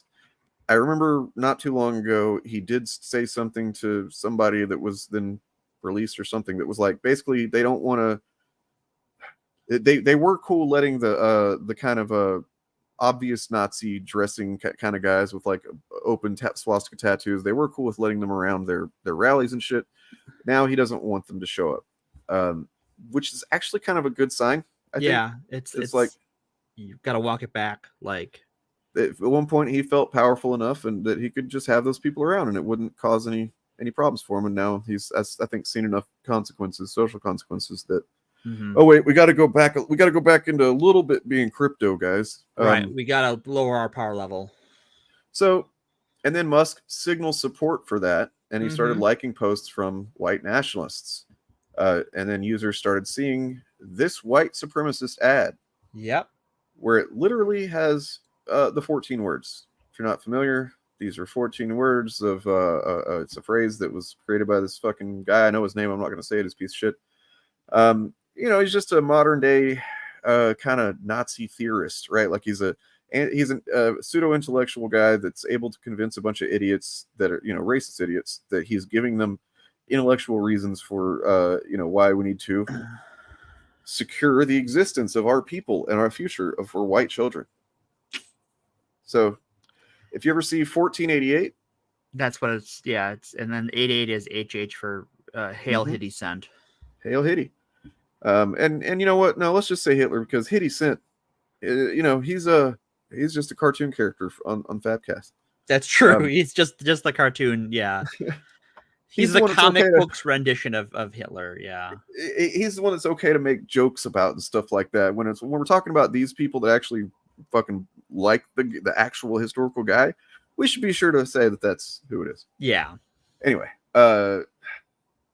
And that's not good, man. Like the fact that there is literal advertising, because there used to be ad moderation on Twitter. Right. Well, and no more. What's happening is you're seeing less, because Twitter's gotten away with it, as it were. They haven't completely shit the bed, even though their views are down. Their ad revenue is bottomed out to the point where they're suing a nonprofit group for, $22 billion. So the rhetoric you'll see about the ADL, and it's definitely not, I've seen it for quite a while. I remember the first time I saw it being like, wait, what? Is that people will say that the ADL goes too far in how they're defining certain things, and like that they are too quick to label people as this and that or whatever. And it's like, maybe there used to be some reasonable doubt argument that could be made on behalf of that. I wouldn't have bought it, but like at this point, it's just too obviously. So we're so full of fucking Nazis and shit in this country, man. It's I want to push back because I actually do have problems with the ADL. I think it's an issue with some issues. They are virulently pro-Israel and pro-IDF and what they do to the Palestinians. And they are very critical of people like Ilhan Omar and Rashida Tlaib, who, criticize Israel for doing some genocide, doing some fascism. So like, I think there are legitimate criticisms of the organization. But we are past the point where Nazis will try and hide their rhetoric in, the ADL is okay with Palestinian genocide, right? Like they're just like, the ADL is bad because 3 parentheses. So yeah, I mean, it's kind of like, exactly like what we're talking about with whether it's Marvel or whatever it is. Like these people, hateful bigots and irrational propagandists and whatnot, make it so that no matter what content, what thing we're talking about, we can't have a very productive, legitimate criticism. They make it hard to have an honest conversation. Like you have to talk around it in some ways, and they want that benefits them. But yeah, because obviously the Palestinian thing, the whole fact of like, because the ADL are the type to use any criticism of the state of Israel, right, as like, oh, you're anti-Semitic. Well, hold on, man, hold on. I can criticize the military actions of a nation state. You know what I mean? Right, and it's messy because the American right is so in bed with Israel, but is also opposed by the vast majority of American Jewish people, that it creates this weird dissonance where a pro-Jewish advocacy group appears to be talking out of both sides of their ass. Well, it's messy. The reason that the American right loves Israel so much is the end times. Yep, end times, biblical fucking doomsday shit. Yep. Yeah. Because they want get into that another. We're definitely gonna get in. Sorry, go ahead. What? Because the American right is looking for the day that we get sword mouth Jesus. Yeah, we're gonna have to get into all that because we're gonna be going into it. Yeah. There's a long history of forced adversity, folks, and even whenever we're gonna be talking about stuff that's not, even if it's not specifically like someone being irrationally against something, and it's like election stuff, right? But I mean, it does have to do with the fact that, like, we're gonna be getting into some conspiracy theories, right, before long, as in exploring how certain conspiracy theories came to be, what function they serve for certain people, and why people believe conspiracy theories at all, right? Stuff like that, and that all has to do with the fact that it's. I guess we could do a quick thing on Project 47 and whatever. Yeah, the 25 project or whatever. We watched a little bit of it on Friday, so but we'll be getting into that more of that stuff, because that type of thing is, if the fact that I even have to be worried that that's something they might be able to pull off means that they've been very successful with a long history of forced adversity in all kinds of contexts. Mm-hmm. Do you know what kind of shook me to my core a little bit about it is reading through it. Nothing surprised me. No. There was nothing in there that I was surprised to see. If you told me what's the Heritage Foundation's like 1,000 pages of wants, it's everything I thought it would be, and there's no surprises in there. It's almost like they made it so obvious to me anyway that like it seems like it couldn't be real because it's just like I don't know. It's hard to describe. It's fucking surreal. Well, the Heritage Foundation knows how to play the conservative base like a fiddle, and they know what they want. It's just that the vast majority of the American people aren't the conservative base, just the structural issues in our representative democracy are such that they have an oversized influence. Yeah. The Project 25, it's got a few different names, is a Heritage Foundation plan to replace our administrative state with a fascist one, to sum up briefly. So here's the Salon article I'd watched on Friday, and I remember now, Sandman, that you were going to bed when I was going live, so apologize about that. So Donald Trump, and it's not just like, it's easy to think that this is just Donald Trump's plan or something. Like, no, he did not fucking plan this. No, Donald Trump is the front man, and it's important when we talk about, his presidency and his administration that like he's the front man. He's not the technical guy doing all of the real work. The reason that the billionaires are behind, the reason that the like generally poor white people are behind him, because they think he gives a shit about them. The reason that billionaires on the right, libertarians, Kochs and stuff, are for him is because they know that he will just basically do whatever he's paid to do, or whatever. He's a mercenary. That as long as he's benefiting, he'll just do whatever. You know? He's a fucking, he's capitalism in a suit. Like he's just the walking embodiment of fucking unregulated, unethical, fucking abhorrent capitalism. Yuppers. But also a rapist. So, but also not alleged. We can call him a rapist now, according to the courts. True. He is a rapist. So, yeah. Where do I start here? I guess I just read it.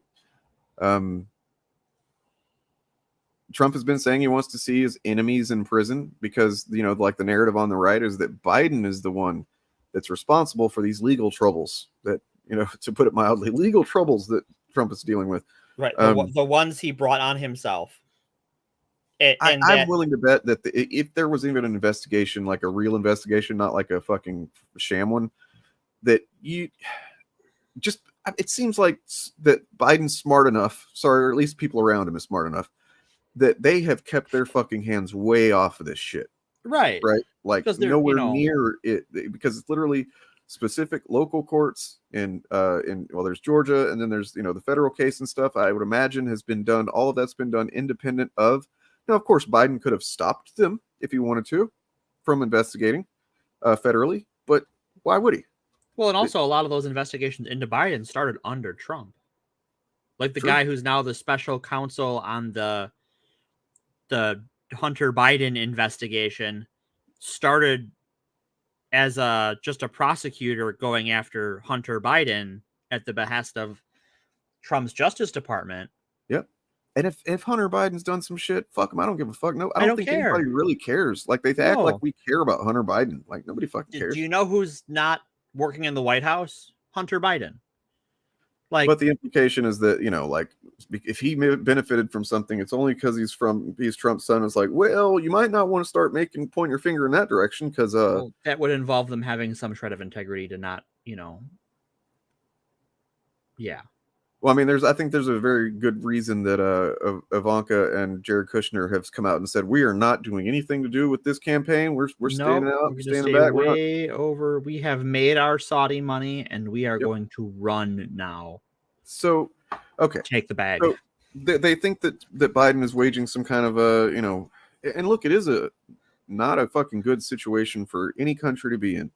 Like in a lot of cases, if a former candidate or former president or whatever it is going to be imprisoned for something, especially federally, that's not a good look.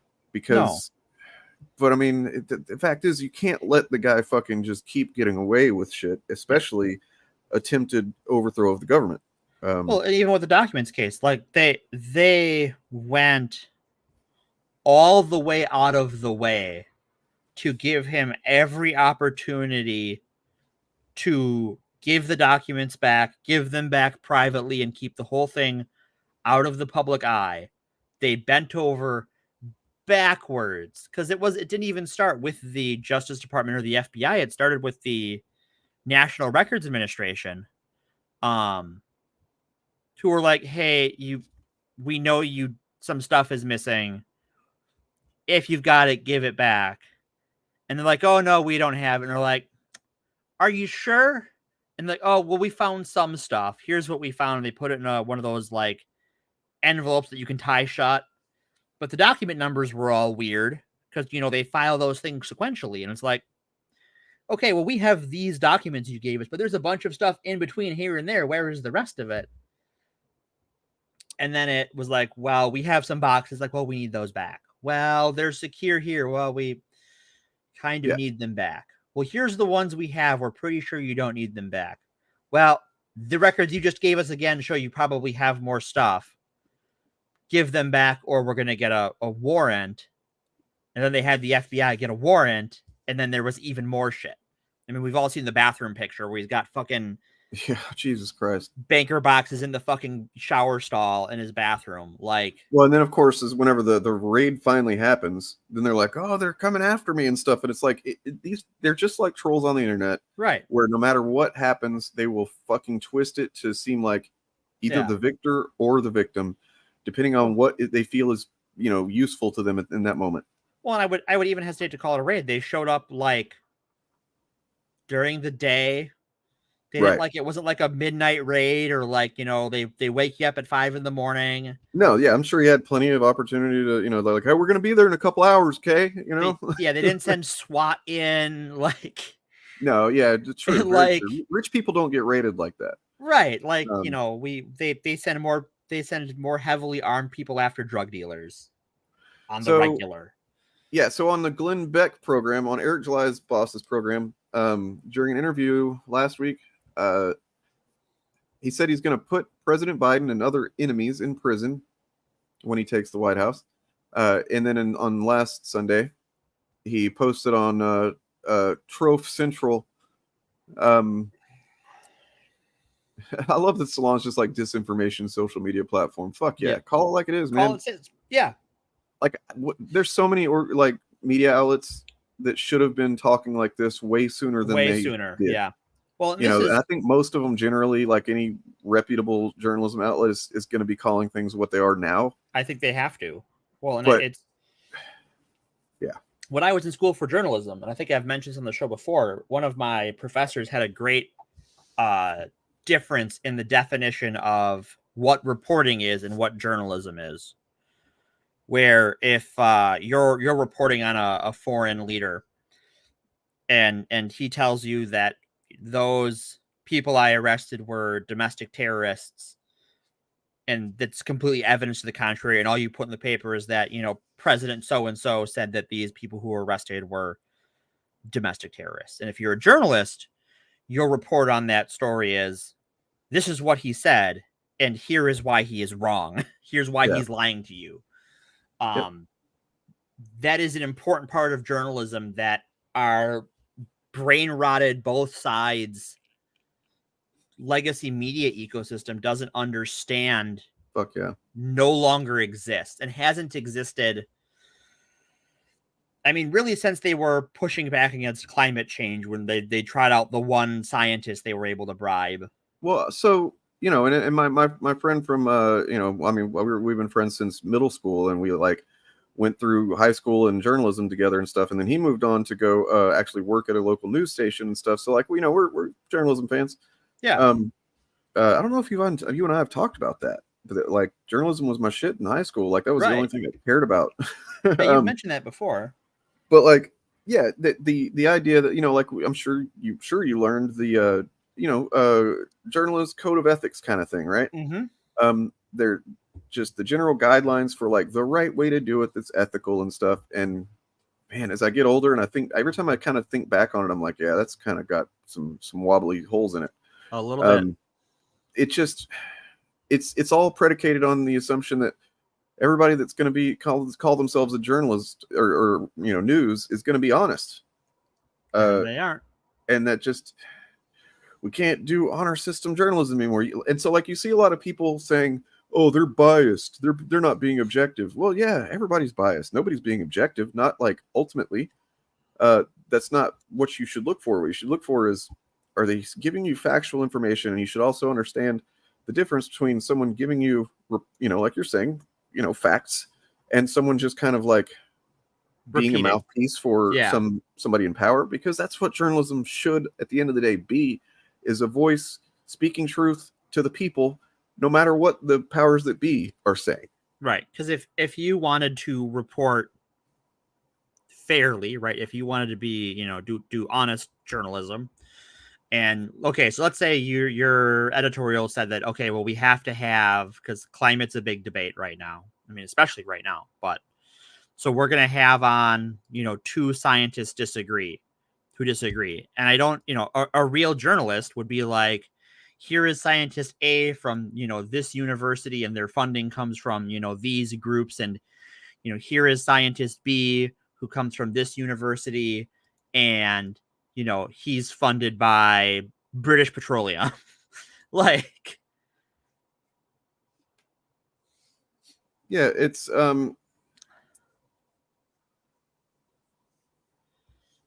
Twitter is a bad place for context sketchy. They hate that. It really is. It's one of the reasons I've always fucking hated it. There. But like, yeah. Anyway, so moving on to, we need to do a journalism episode, I guess. So yeah, we do. On Truth Central, he said the crooked Joe Biden campaign has thrown so many indictments and lawsuits against me and Republicans.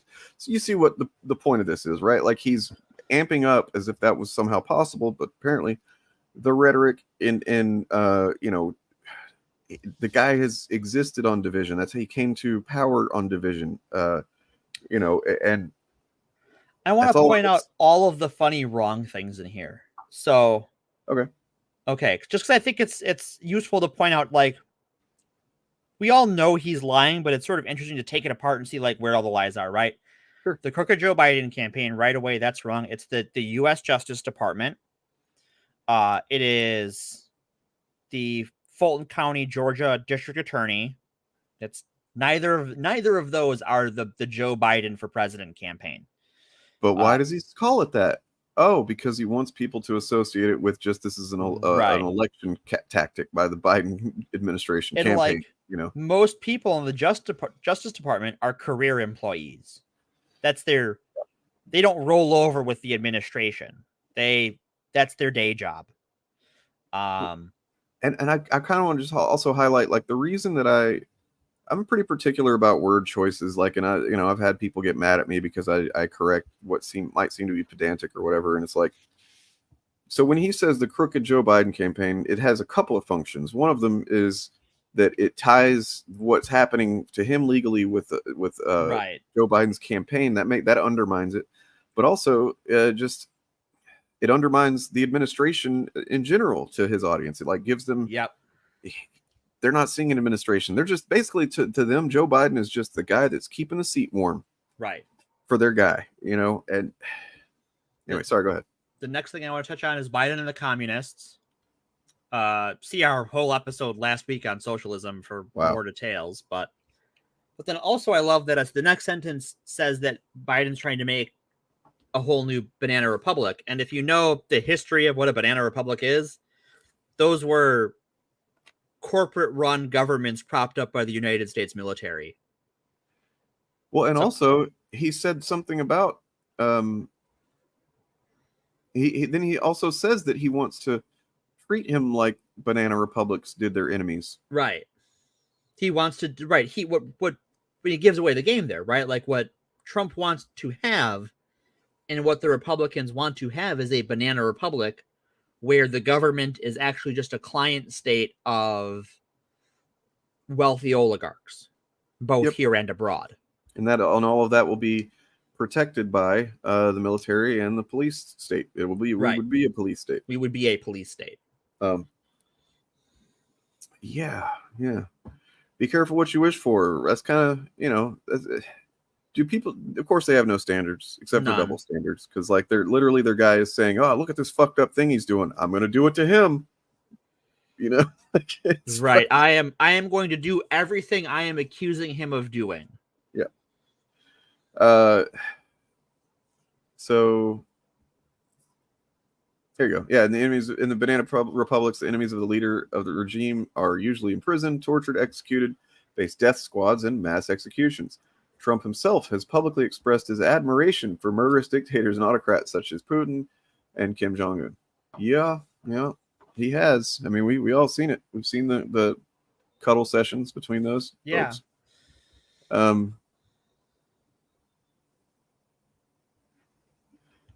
Salon, fucking shots fired, man.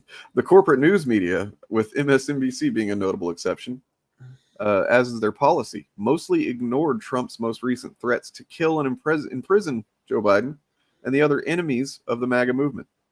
Ignoring the danger will not make it disappear or otherwise go away.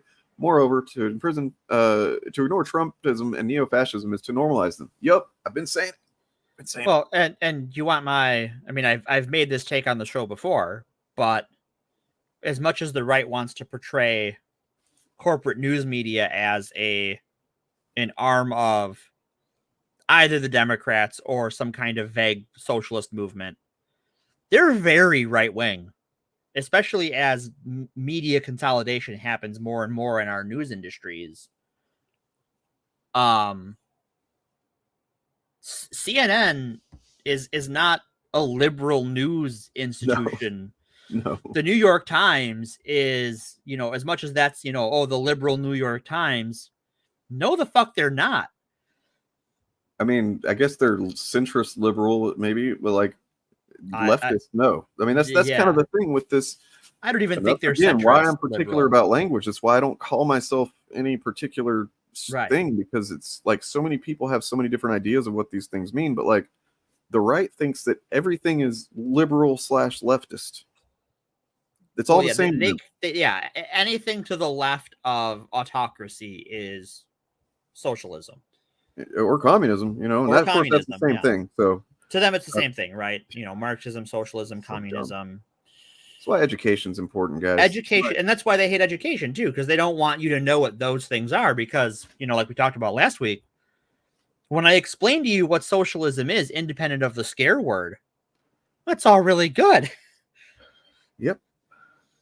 Like, oh wow, people actually having more power over, more democratic power, right, over their lives and their income. They have more job security. Like, wow, that's socialism. More independence, yeah. Like, yep. They're less likely to be fucked over. Almost not likely to be fucked over by the company they work for, because they are part owners of that company, kind of thing. Right. So, yeah, it's a good article. Yes, so in the interview Saturday on MSNBC, Miles Taylor, who was a senior member of Trump's administration and author of the New York Times Anonymous op-ed. Oh, so that was that guy. Okay. Warned that the ex-president's desires to imprison his enemies are not new. I didn't think so. They were doing lock her up shit. You're right. He was on locking up crooked Hillary because he can't find a new adverb.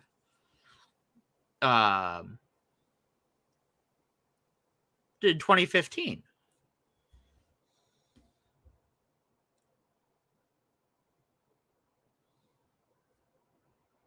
Oh man.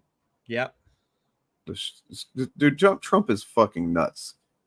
He is fucking nuts. I don't know if he's got like syphilis-addled brain or what is going on, but like. Well, and I think it's once again important to remember that like this isn't just Trump, right? If the Republican base didn't want this exact sort of shit, if the people who finance Republican politicians didn't want this exact sort of shit, well, then Trump would just be some Yahoo. I mean, what I mean that, like, yeah, you're right. They want it, but like, they didn't have the fucking just. I don't know. There's some kind of disconnect. Trump is just perfectly okay saying the things out loud that they want. That's why they love him. But also, when I say he's nuts, I'm talking about stuff like he wanted to nuke a hurricane. Right. He's actually mentally unwell. Yeah. Yeah. On top of the, and a lot of it just happens to coincide really well with what the right wants. He wanted to ingest bleach to cure COVID, which I wish he would have tried personally. Well, no, he didn't want to. He wanted everybody else to. He wouldn't have done that but shit. I want him to be a leader and try that first and let us know how it goes. Yeah.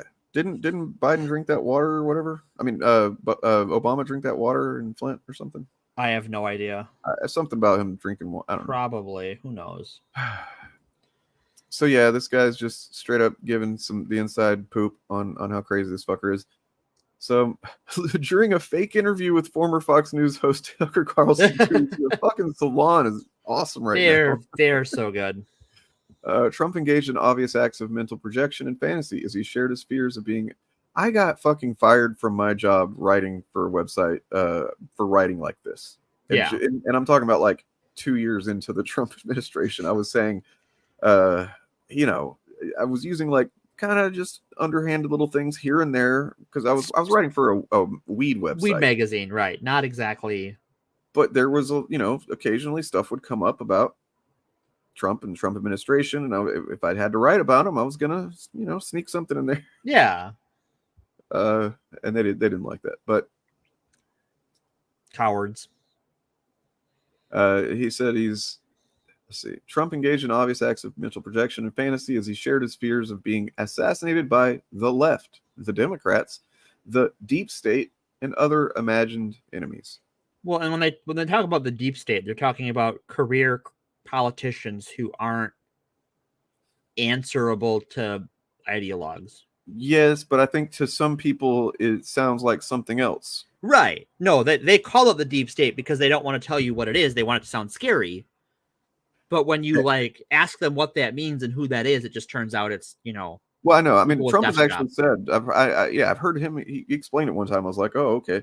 That's actually who I learned it from. I did verify that that's what is generally meant by it. But I'm talking about the people, that his followers, that maybe hear something more related to the JQ being said there. Right. And that brings us back to the good old JQ.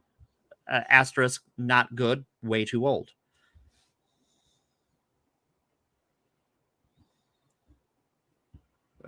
Yep, it's all related to the fucking, it's all. When you think about, if anybody ever watches my channel and wonders like, why does he cover stuff like Comicsgate and the Phantom Menace and then also politics like this? It's like, well, because if you look at the lies that they all tell, they're all predicated on like one giant lie. Each one, they're specific to each thing. So it's like with Comicsgate, it's that the comics industry is failing, it's dying because everything is woke, and they got all these woke people doing SJW shit. Not true. Like aside from the fact that half of that I just said is like completely made up nonsense that they say. Right. If it wasn't words that they don't define the terms of intentionally to make it vague and easy to weaponize. And then, Phantom Menace, same thing, just in the movie context, right? Right. Gamergate in the video game context. And then, the big lie, which is that they won, and the left is the radical left it's all fucking, it's all the same thing. It's just all an expression of the same fucking antisocial, cultural fucking poison that's been, propagated by and funded by dark money. It's been pushed by just cynical fucking, in some cases, just cynical people who don't give a fuck. And then in other cases, just flat out fascists who want to fucking lord over anybody. They just want power. Right. They're looking for an excuse to weaponize something to achieve their ends. And then truth and honesty are anathema to their worldview. They point to people that are different from, general cis straight white crowd that are, as we said, undereducated at least. And say that those are the people responsible for all of the problems that we've told you that exist, even though none of it really probably even affects you. You know, like, do these people do they ever just stop and go, wait, when was the last time I dealt with I don't know, some radical Antifa socialist or something like that doing Never. like, Right. The answer is zero. You know, how many stories were there of those towns where those, you know, podunk towns where they were worried about Antifa showing up to do something? It's like, you don't know what Antifa is. You don't know what they care about. Like, even if I thought Antifa was bad, you can look at that from a perspective of, I think Antifa is bad, and go, well, where do they operate? What are they opposed to? How do they oppose them? Yeah. They go, well, they're not going to attack. Well, I mean, I have criticisms of Antifa, although sure I'm also, I mean, just like specific things that have happened, particularly having to do with the Portland in the summer of 2020, and how I think they went a little too long in you know, the context of like just fighting cops, Right. and That's after a fair. while, I think it actually, you know, had an optical disadvantage for them. Right. But nonetheless, but generally, I will never say that Antifa is a bad thing, because it's not like an organization. Yeah, there's not the National Antifa Coalition. Antifa really is just local groups that fly the colors, because the thing that unites all different Antifa groups is the belief that you have to actively oppose fascism. Yeah, and that fascists will absolutely use every system in place that we take for granted as being like, well, things are a meritocracy and things are fair and the best ideas will come to the top, and you know, all that shit is proven a fallacy by fascists. Right, because they It's will just not true. always sabotage that every chance they get. Because once again, it all is predicated on the you know, foundation that people are being honest. Right. And turns out, if you just don't care that what you're saying is actually fucking flat out lying or harmful, you can damn near steal a country. Right. Anyway, well, I think that's the through line of our episode today, is we're covering some silly topics and some less silly topics, right? Is that if you just want to be angry and use that to agitate and claim power, the best way to do that is to just fucking lie. Yep. Oh, and this goes on to make this excellent point. The fact that they have people believing that Antifa is something to be scared of, you know, and that like, you know, trans people are something to be scared of, like, when you can easily find the statistics that show, and you don't even need statistics. You can pretty much just look into it anytime there's a mass shooting or there's a hate crime in particular, politically motivated crime. It's extreme right-wing people. Yeah. Like almost every time. You know, there was a little spike in you know, like Muslim inspired, I guess, Muslim extremism, like post 9/11, and there was like a big panic over that, but they still have that panic. They're still holding on to that, despite the fact that there's very negligible amount of any kind of politically motivated violence has anything to do with Muslim people anymore, in domestic terrorism.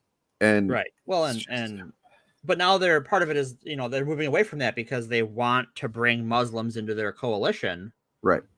To Muslims target are cool now. LGBT people. Yep. Oh, you hit them too? Oh shit, we should have gotten together a long time ago. But I would hope that, and I'm sure there are going to be Muslim groups and, you know, Muslim sects or Islamic sects that are going to be cool with that and be down to do that, and they're just going to ignore the fact that, like, fascism doesn't make a big tent to keep a big tent. No. This is the thing. Even if you are someone who would feel like you could be completely safe and actually even benefit from a fucking neo-fascist USA, it would only be for a short time. Right. It is a death ideology. Right. It's a death cult. It's a suicidal ideology, honestly. Like, yeah. I mean, fuck, look what happened to the big guy, Hitler. Punched his own He ticket. fucking- Yeah. Like he went from being, the greatest fascist to being, pretty awesome anti-fascist in his last act. Right. In the last moments of his life. I wish he'd done it a lot sooner, but I Right. guess better late than never. But say what you will about Hitler, but he killed Hitler. Right. He's the guy who got him, right? We should give that guy an award. Anyway, Just pin the Medal of Valor on his fucking pile of bones or whatever. Okay, so like if you could give me a time machine and like go, and I'm gonna go talk to Stalin, like, all right, so when you get Hitler's body, I want you to give it a medal and like put it in a display case and be like, here's the man who killed Hitler, and just make a joke of it. Like, just because the one thing fascists really can't abide is being made jokes of. Yeah. They fucking hate. You want to get a fascist upset in your life. And by the way, make a joke at their expense. If anybody ever wonders why I do silly shit on this channel, that's why. Yeah. If anybody ever wonders why I go from like being very serious about this topics that I'm talking about to making a fart joke or whatever, like it's to undermine them because they need to be. They take themselves so fucking seriously. That's part of what their appeal is to certain people. And that's why they attract insecure men. Right. They because are insecure men don't want to be fucking made fun of. Right. They are a serious threat. They are not serious people. Right. It's and that's why also that there are people making content about me all the time. It really does just fuel me. I wish they could fucking understand that, but they're so driven by their fucking insecurities and their desperation to, make me look bad to somebody, or just to cope because I'm, like, there's no reason a guy with Eric July or Ethan Van Sciver's fucking platform should give a shit about what I'm saying. That guy should know you exist, right? Like, who cares, right? But they're so full insecure. of fucking petty, insecure fucking feelings of like being made fun of or being exposed. And that's, that's really why they fucking, I think I extra piss them off, honestly, is the making fun of them thing. Right. Because there are other people that criticize them, but it's not the same as just taking the piss out of them. Right. Right. Well, like I know you guys mentioned that whoever it was did a video like reacting to Willow and I answering the questions they sent to Eric. I presume they didn't have nice things to say about the three of us. No. And I don't care because made you do it, right? Like, well, you suck. Well, that's what I've tried to get across to. Well, I'm sorry, I'm not going to talk about that. But like, people will, in the audience sometimes will be like, "Oh, you see, somebody made this video." I'm like, I mean, maybe I did, maybe I didn't. Sometimes I have, sometimes, but like, I don't care what they're saying. Like, knowing that they are saying something is all, that can be helpful. I can use that. But other than that, like, when you're talking about people who hate others, like large groups of people that they don't even know, right, based on what they've been told by YouTubers that they are about or whatever their weird fucking biases are and shit like that, what could they possibly have to say about me or Morgan or Willow that for one we might have already heard before from people might actually care about their opinions, and two, like, that it's just, it doesn't matter. It literally doesn't matter to anything. Well, probably people in their audience, that's probably the first time they've heard an actual trans or non-binary or gender fluid person speak. Right? Yeah. And I would imagine that most of them didn't allow themselves the time to actually listen. Right. And just like spend, that's why they show up in the comments, and when they do, that's why because they're literally fighting cognitive dissonance in some cases. Right. They're like, when they show up in chat, they're like, "Oh, you're scared to even talk about Eric July or whatever." And it's like, okay, but what about what I said about him? Right. Well, let's talk about that. Well, it was like the guy who was in earlier talking about molesting bears. It was just like, we dunked on him for a minute and then I put him on timeout. And that's all it took to make him go away, right? Like, He could show up next week, and then if he does it again, we'll ban him then. But I mean, like, just calling him out is all it takes.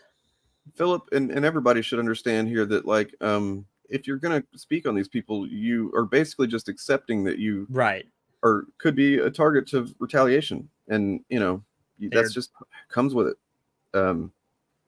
I had not secure, very reactionary people. They're prone to lashing out, and that take that into account, right? Like, we've had to do that early on with my channel. I got a couple of emails that were kind of the same thing, not near the same time, but like, space part. And it was like generally just saying, how do I, like, I've made videos talking about how Comicsgate is saying this lie or whatever.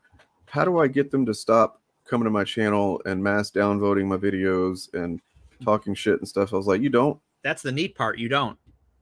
Also, the good news is they've watched your video and they've interacted with the like dislike button. Those buttons, it's a little thumbs up and a little thumbs down, but those are the same button.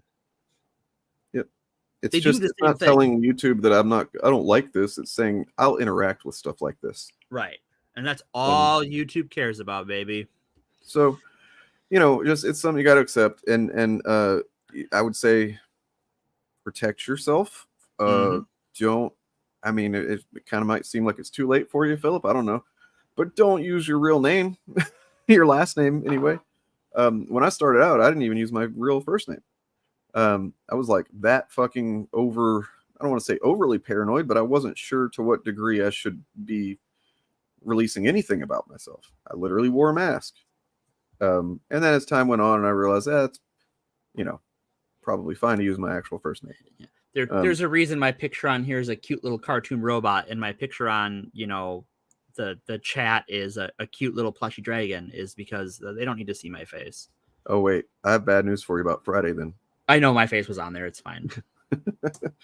Oh, did you not know? I realized it at a certain point, and I'm just like, oops, oh well. Yeah. I mean, the thing is, they can't identify anybody looking at you. Like, they'd have to be really lucky or have some way to, I don't know. Yeah, I'm sure there's a way to do it, but I feel like there's not, because if there was, they would have done it to me by now. I'm certain that they would have. Like, I pissed people off enough to where if there was some money that one of them could spend to go find out who this guy is based on how he looks, they would have done it. Yeah, and I benefit from the fact that, like, the channel's not in my name. There's no account tied to my name. There's no Patreon tied to my name. So, like, they can't try and follow the money because there's no money to follow.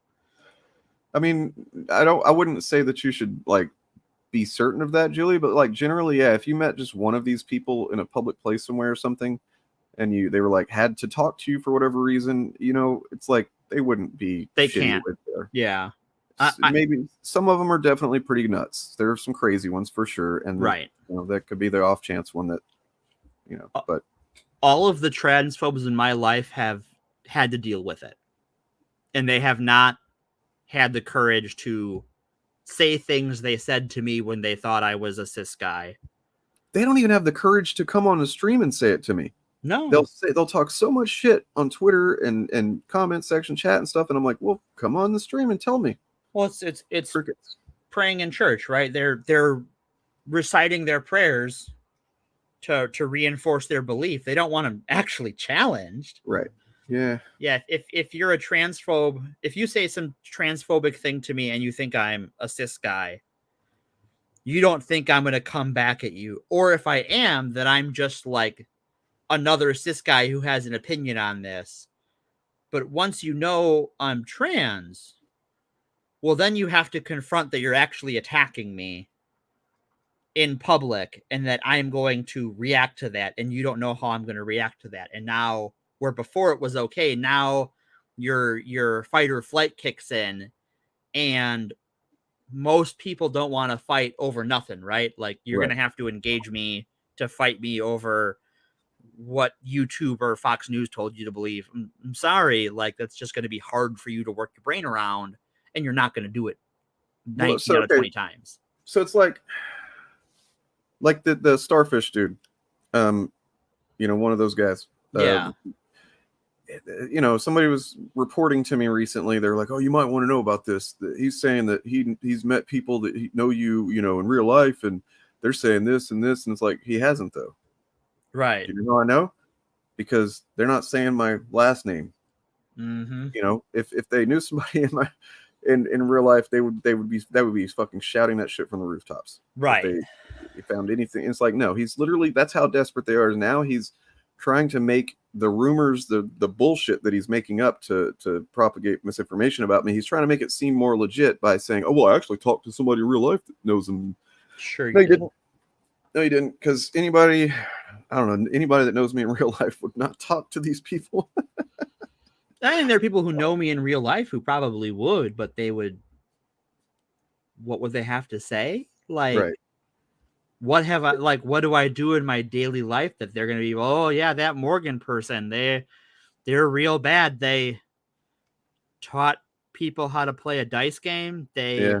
Well, I mean, I'll give you one guess about what it is that he was saying about me. Oh, it's CP stuff. Yep. Yep. Always is. And that's just desperation. Well, that's projecting, right? Possibly. I don't know. I don't have that kind of information on the guy. That's fair. Anyway, let's get through this. We're gonna go ahead and cut it off here in about 8 minutes. Yep. So the point of this whole thing is just that, like, they have plans in place, right? Like they have, and it's just as kind of evil, cartoonish as you wouldn't think they would do, but they're trying to. It's they've written up the plan and they've published it. And that's what blows my mind. Like, why do we have this information? Like, are they? Did they actually publish this stuff? I haven't really read through the article. I've honestly only listened. I believe they did. Let's. You know what? Why guess when we can learn? Well, so this is important. Nothing relevant to us, our podcast. So, dictators and other authoritarians expand the category of the enemy. Now, what if you replaced the enemy with SJW or woke, right? The function of it, right? Like that's they have these terms that they slap a label on things that they just, I don't like that. I'm going to slap this label on it, even though it's completely different than this other thing I slapped that label on. I'm going to drop the link in chat. That's on the Heritage Foundation site. I'll just drop it in research sources for you. Wrong with the Heritage Foundation. Like, it's just weird. It's bizarre that Koch would spend all this money that he spent, probably billions of dollars at this point. In propaganda and shit and think tank stuff. And like, but then they'd go, "Here's our evil final plan. Let's publish it on our website." That just seems weird. Like, well, I think so. Two things. One, I think there's something kind of clever about doing this now, right? Because we're 14 months away from the big show, the big election. And that gives this time to fade into the background, because one of the things when you're plotting to do something evil, the only way to keep a secret between three people is to kill the two other people. Yeah. If they were to try and do this clandestinely, it was going to leak and they wouldn't control when it leaked. Well, now they've just said they're going to do it. Scandalous then. Yeah. Right. Now, oh, we're just going to do it. What the fuck are you going to do about it? And they, instead of announcing that, in primary season or, in debate, the main debate season, they're going to announce it now when nothing's going on, because, obviously we'll remember, it'll be sort of stuck in our brain that like, oh yeah, these people are fucking evil and they're going to do this fucking shit. That's the plan. But I think the average voter of either party, who, even if they may have a problem with this, are going to have to be reminded. And it's not going to have that same bite. Well, another thing I'm realizing now, as we're talking about it too, is that this is going to function to some people as Trump's campaign platform. Oh yeah, for sure, because the Republicans don't have a campaign platform. They didn't in 2020. They were just like, we're going to republish our 2016 one, and basically the platform is whatever the fuck Trump wants. Well, I think they added the word woke about a dozen times to the 2016 one because woke hadn't quite taken hold the way that it did by then. Yeah, it's a cult of personality, and fascism is inherently partly that. Yeah. And we're going to be talking about that on Fridays, more specifically again, getting back into that, doing the and it actually leads me to next week. I'm sorry, this Friday. So Wednesday on the initiative, we're going to be talking about Melanie Mack. We're going to be looking at her.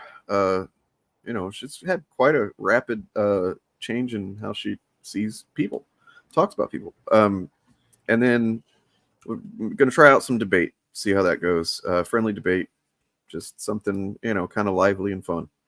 And then Friday will be Secret Empire. Going to be reading that again this week, making some notes. And I don't think I read it. I should go read that. Is it on Marvel Unlimited? I'm not sure. I don't use Unlimited, so I don't know. I'm gonna grab my iPad. Keep talking. If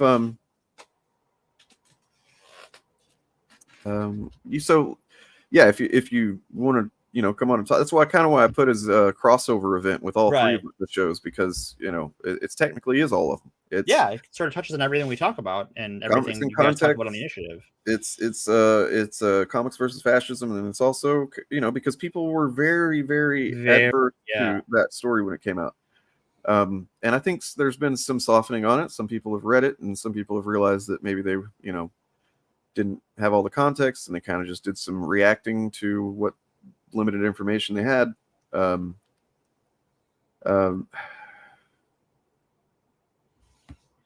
I'm coming on here to look for very serious things, Marvel. Don't show me a cute picture of Groot.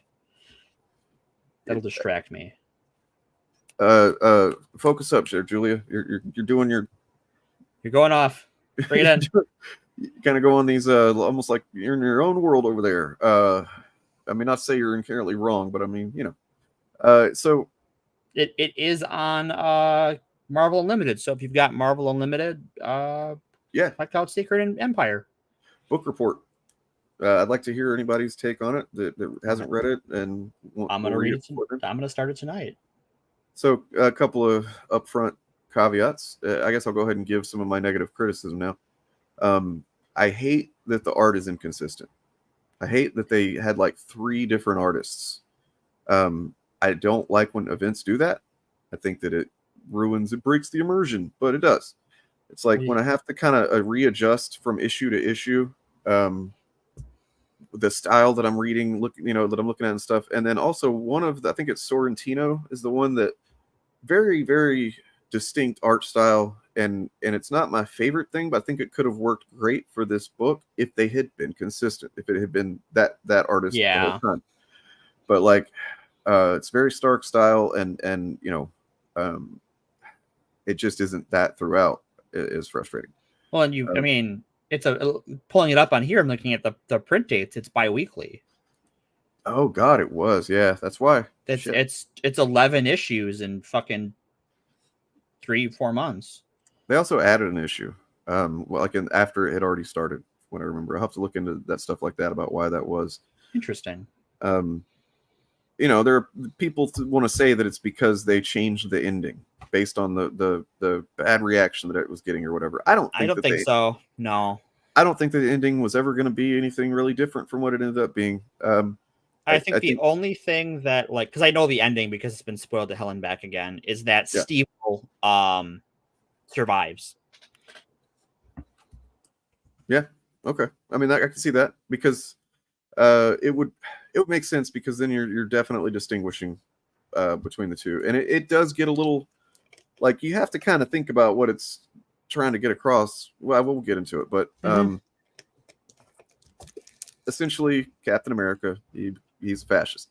not only is he a fascist, he's Hydra, and not only is he Hydra, he's been Hydra the whole fucking time. And that was the point that like had everybody like, what? And that's understandable. I kind of before I read further into it and then thought about it for 5 minutes, being a comic book fan, I was kind of like, what the fuck too. But you know, I've got video clips of people burning their comics. Don't burn books. I mean, the irony of that. Do not burn books. Just gonna shout that out. They made Captain America a Nazi. I'm burning that book. You know, silly shit. But I'm gonna do the Nazi thing because they did a Nazi thing. Okay, I'll go ahead and say what I think the Marvel lied about. By the way, okay.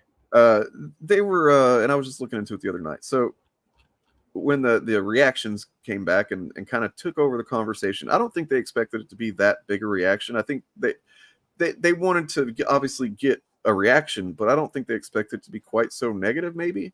Mm-hmm. And then also go mainstream, like the news went mainstream and everybody was talking about it and shit. And like, and this is just when it was revealed that he was Hydra. Not the event wasn't going to start for I think several more months. It was just revealed that he was Hydra, yeah.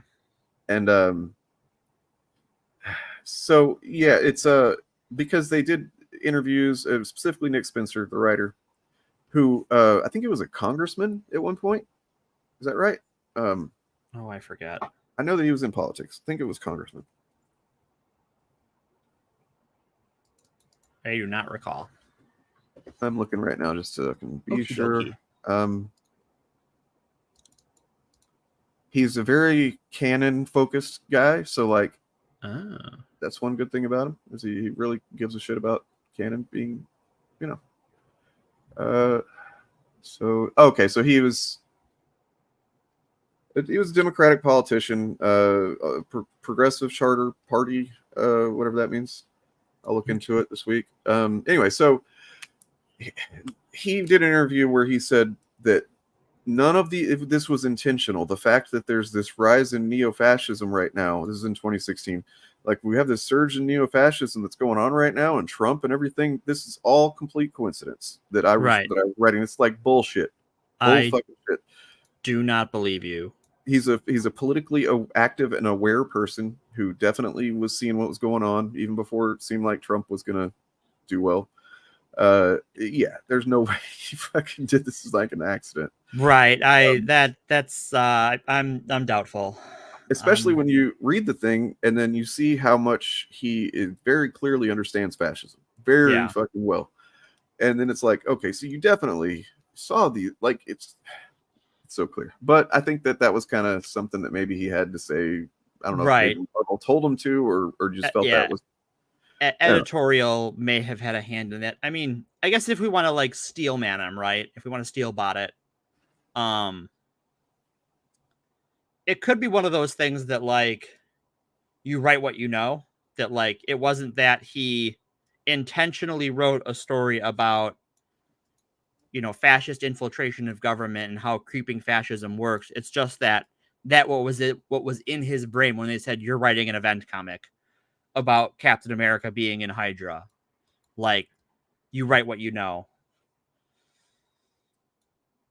So I'm trying to look at the date of that Hail Hydra reveal because I kind of just want to think about. I'll do that this week, but okay, I'll try and see like what was going on in the news at the time. What was what position was Trump in at that point, kind of thing. Because there was a point when it was like everybody was still laughing at him. Yeah, and then pretty quickly there was a point when it was like, oh no. This was serious, right? Because at first it was just like there was sort of this wave where it was first was like, oh fuck, what are they doing? And then it was memes.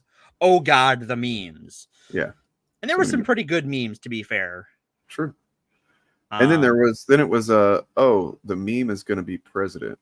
Yep, and then the meme was president. And reality broke. Anyway, speaking of breaking reality, Secret Empire. So yeah, anyway, we're gonna get into it. It's gonna be fun. I'm gonna go into a bit of, might be a long one. I might start early. And I know you said you don't get off until like what time? I get off what will be 9:30 your time. That's cool. Okay, so maybe I won't start that early, but Yeah, so by then I should have the gist of the things I want to talk about laid out and done. I'm actually going to write some stuff Cool. for it rather than just, maybe I'll even record some stuff because it might feel weird reading from a script live. I don't know. So yeah, and then whenever you come on, we can FAP it. Sounds good. And I look forward to hearing what you think about it as well. So. All right, me too. I look forward to hearing what I think about it too, because I don't know what I'll think. I'm going to read it, fresh set of eyes. Well, I mean, Julie, it's a story, and they're literally not the canonical Superman. Yeah. But I mean, you're being a little bit of a pearl clutcher there, I think. Like, I get that, like, the evil Superman thing is way the fuck played out. And I think, like, it's one thing when they have, like, a sketchy Captain America that isn't Steve Rogers. But, like, they did Secret Empire kind of at the height of Steve Rogers' cultural awareness in the modern age with the MCU and stuff, and America's ass. Yep. So, well, that was the same year as Civil War. Oh, yeah, it was. You're right. So, yeah. So, you're not wrong. I get it. I think you got to be willing to not look. I love Captain America. Believe me, I love him. I love his ass. But I like him. I do love his ass. You got to be able to kind of. I think for the sake of a story that serves the purpose of what Captain America exists for, and that's the one of the points I'm going to be making Friday. That, like, people said that, oh, Jack Kirby and what was his name? Forget his name. Joe Simon. Joe Simon and Jack Kirby, they're Jewish, and Jack Kirby fought in World War II, and they'd be turning in their graves over this or whatever. No, they wouldn't. I'm pretty sure that Jack Kirby would be like, if he looked at what was going on in the fucking country at that time, and then he's like, oh, you're gonna use Captain America to shit on Nazis? Okay. Like, that's literally I will use whatever is handy to shit on and or kill Nazis, for I have killed Nazis. He's like, that's what we made him for, was to right. Shit on like, and then he'd smoke a cigar. But yeah, and then he would get lung cancer. Yep. Comics. All right. So did we want to next week do like a follow-up on that on the main Fapcast with like I know because we've touched on it a few times, like the reactions to some Marvel stuff and like the MCU. Do we want to do that next Sunday? So you mean like other examples where people had some Marvel-y reactions? Mm-hmm. Okay. Yeah. I mean, we can Discord it about what we're going to talk about, because I'll have to think about it. I'll have to think about it too, but I think it's a nice tie-in. I mean, it's great tie-in, because honestly, the comic book industry in a lot of ways depends on those reactions. It does, yeah. So, yeah. All right. Sounds good. All right, everybody. I hope you, have a good rest of your Sunday and get some rest. If it's going to be beautiful week, maybe, I don't know, make it a beautiful week. Yeah, do your best, hang in there. It's a dangerous world, it's a tough world, but we're stronger together. And also, every day's a new day. Don't beat yourself up if you don't do something right or mess something up or don't get something done. Tomorrow's another day, all that stuff.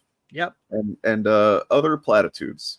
That's other platitudes. May Bill's dragon penis shine upon you. Well, exactly. And bow your heads and hit subscribe and pray as we fat. Like.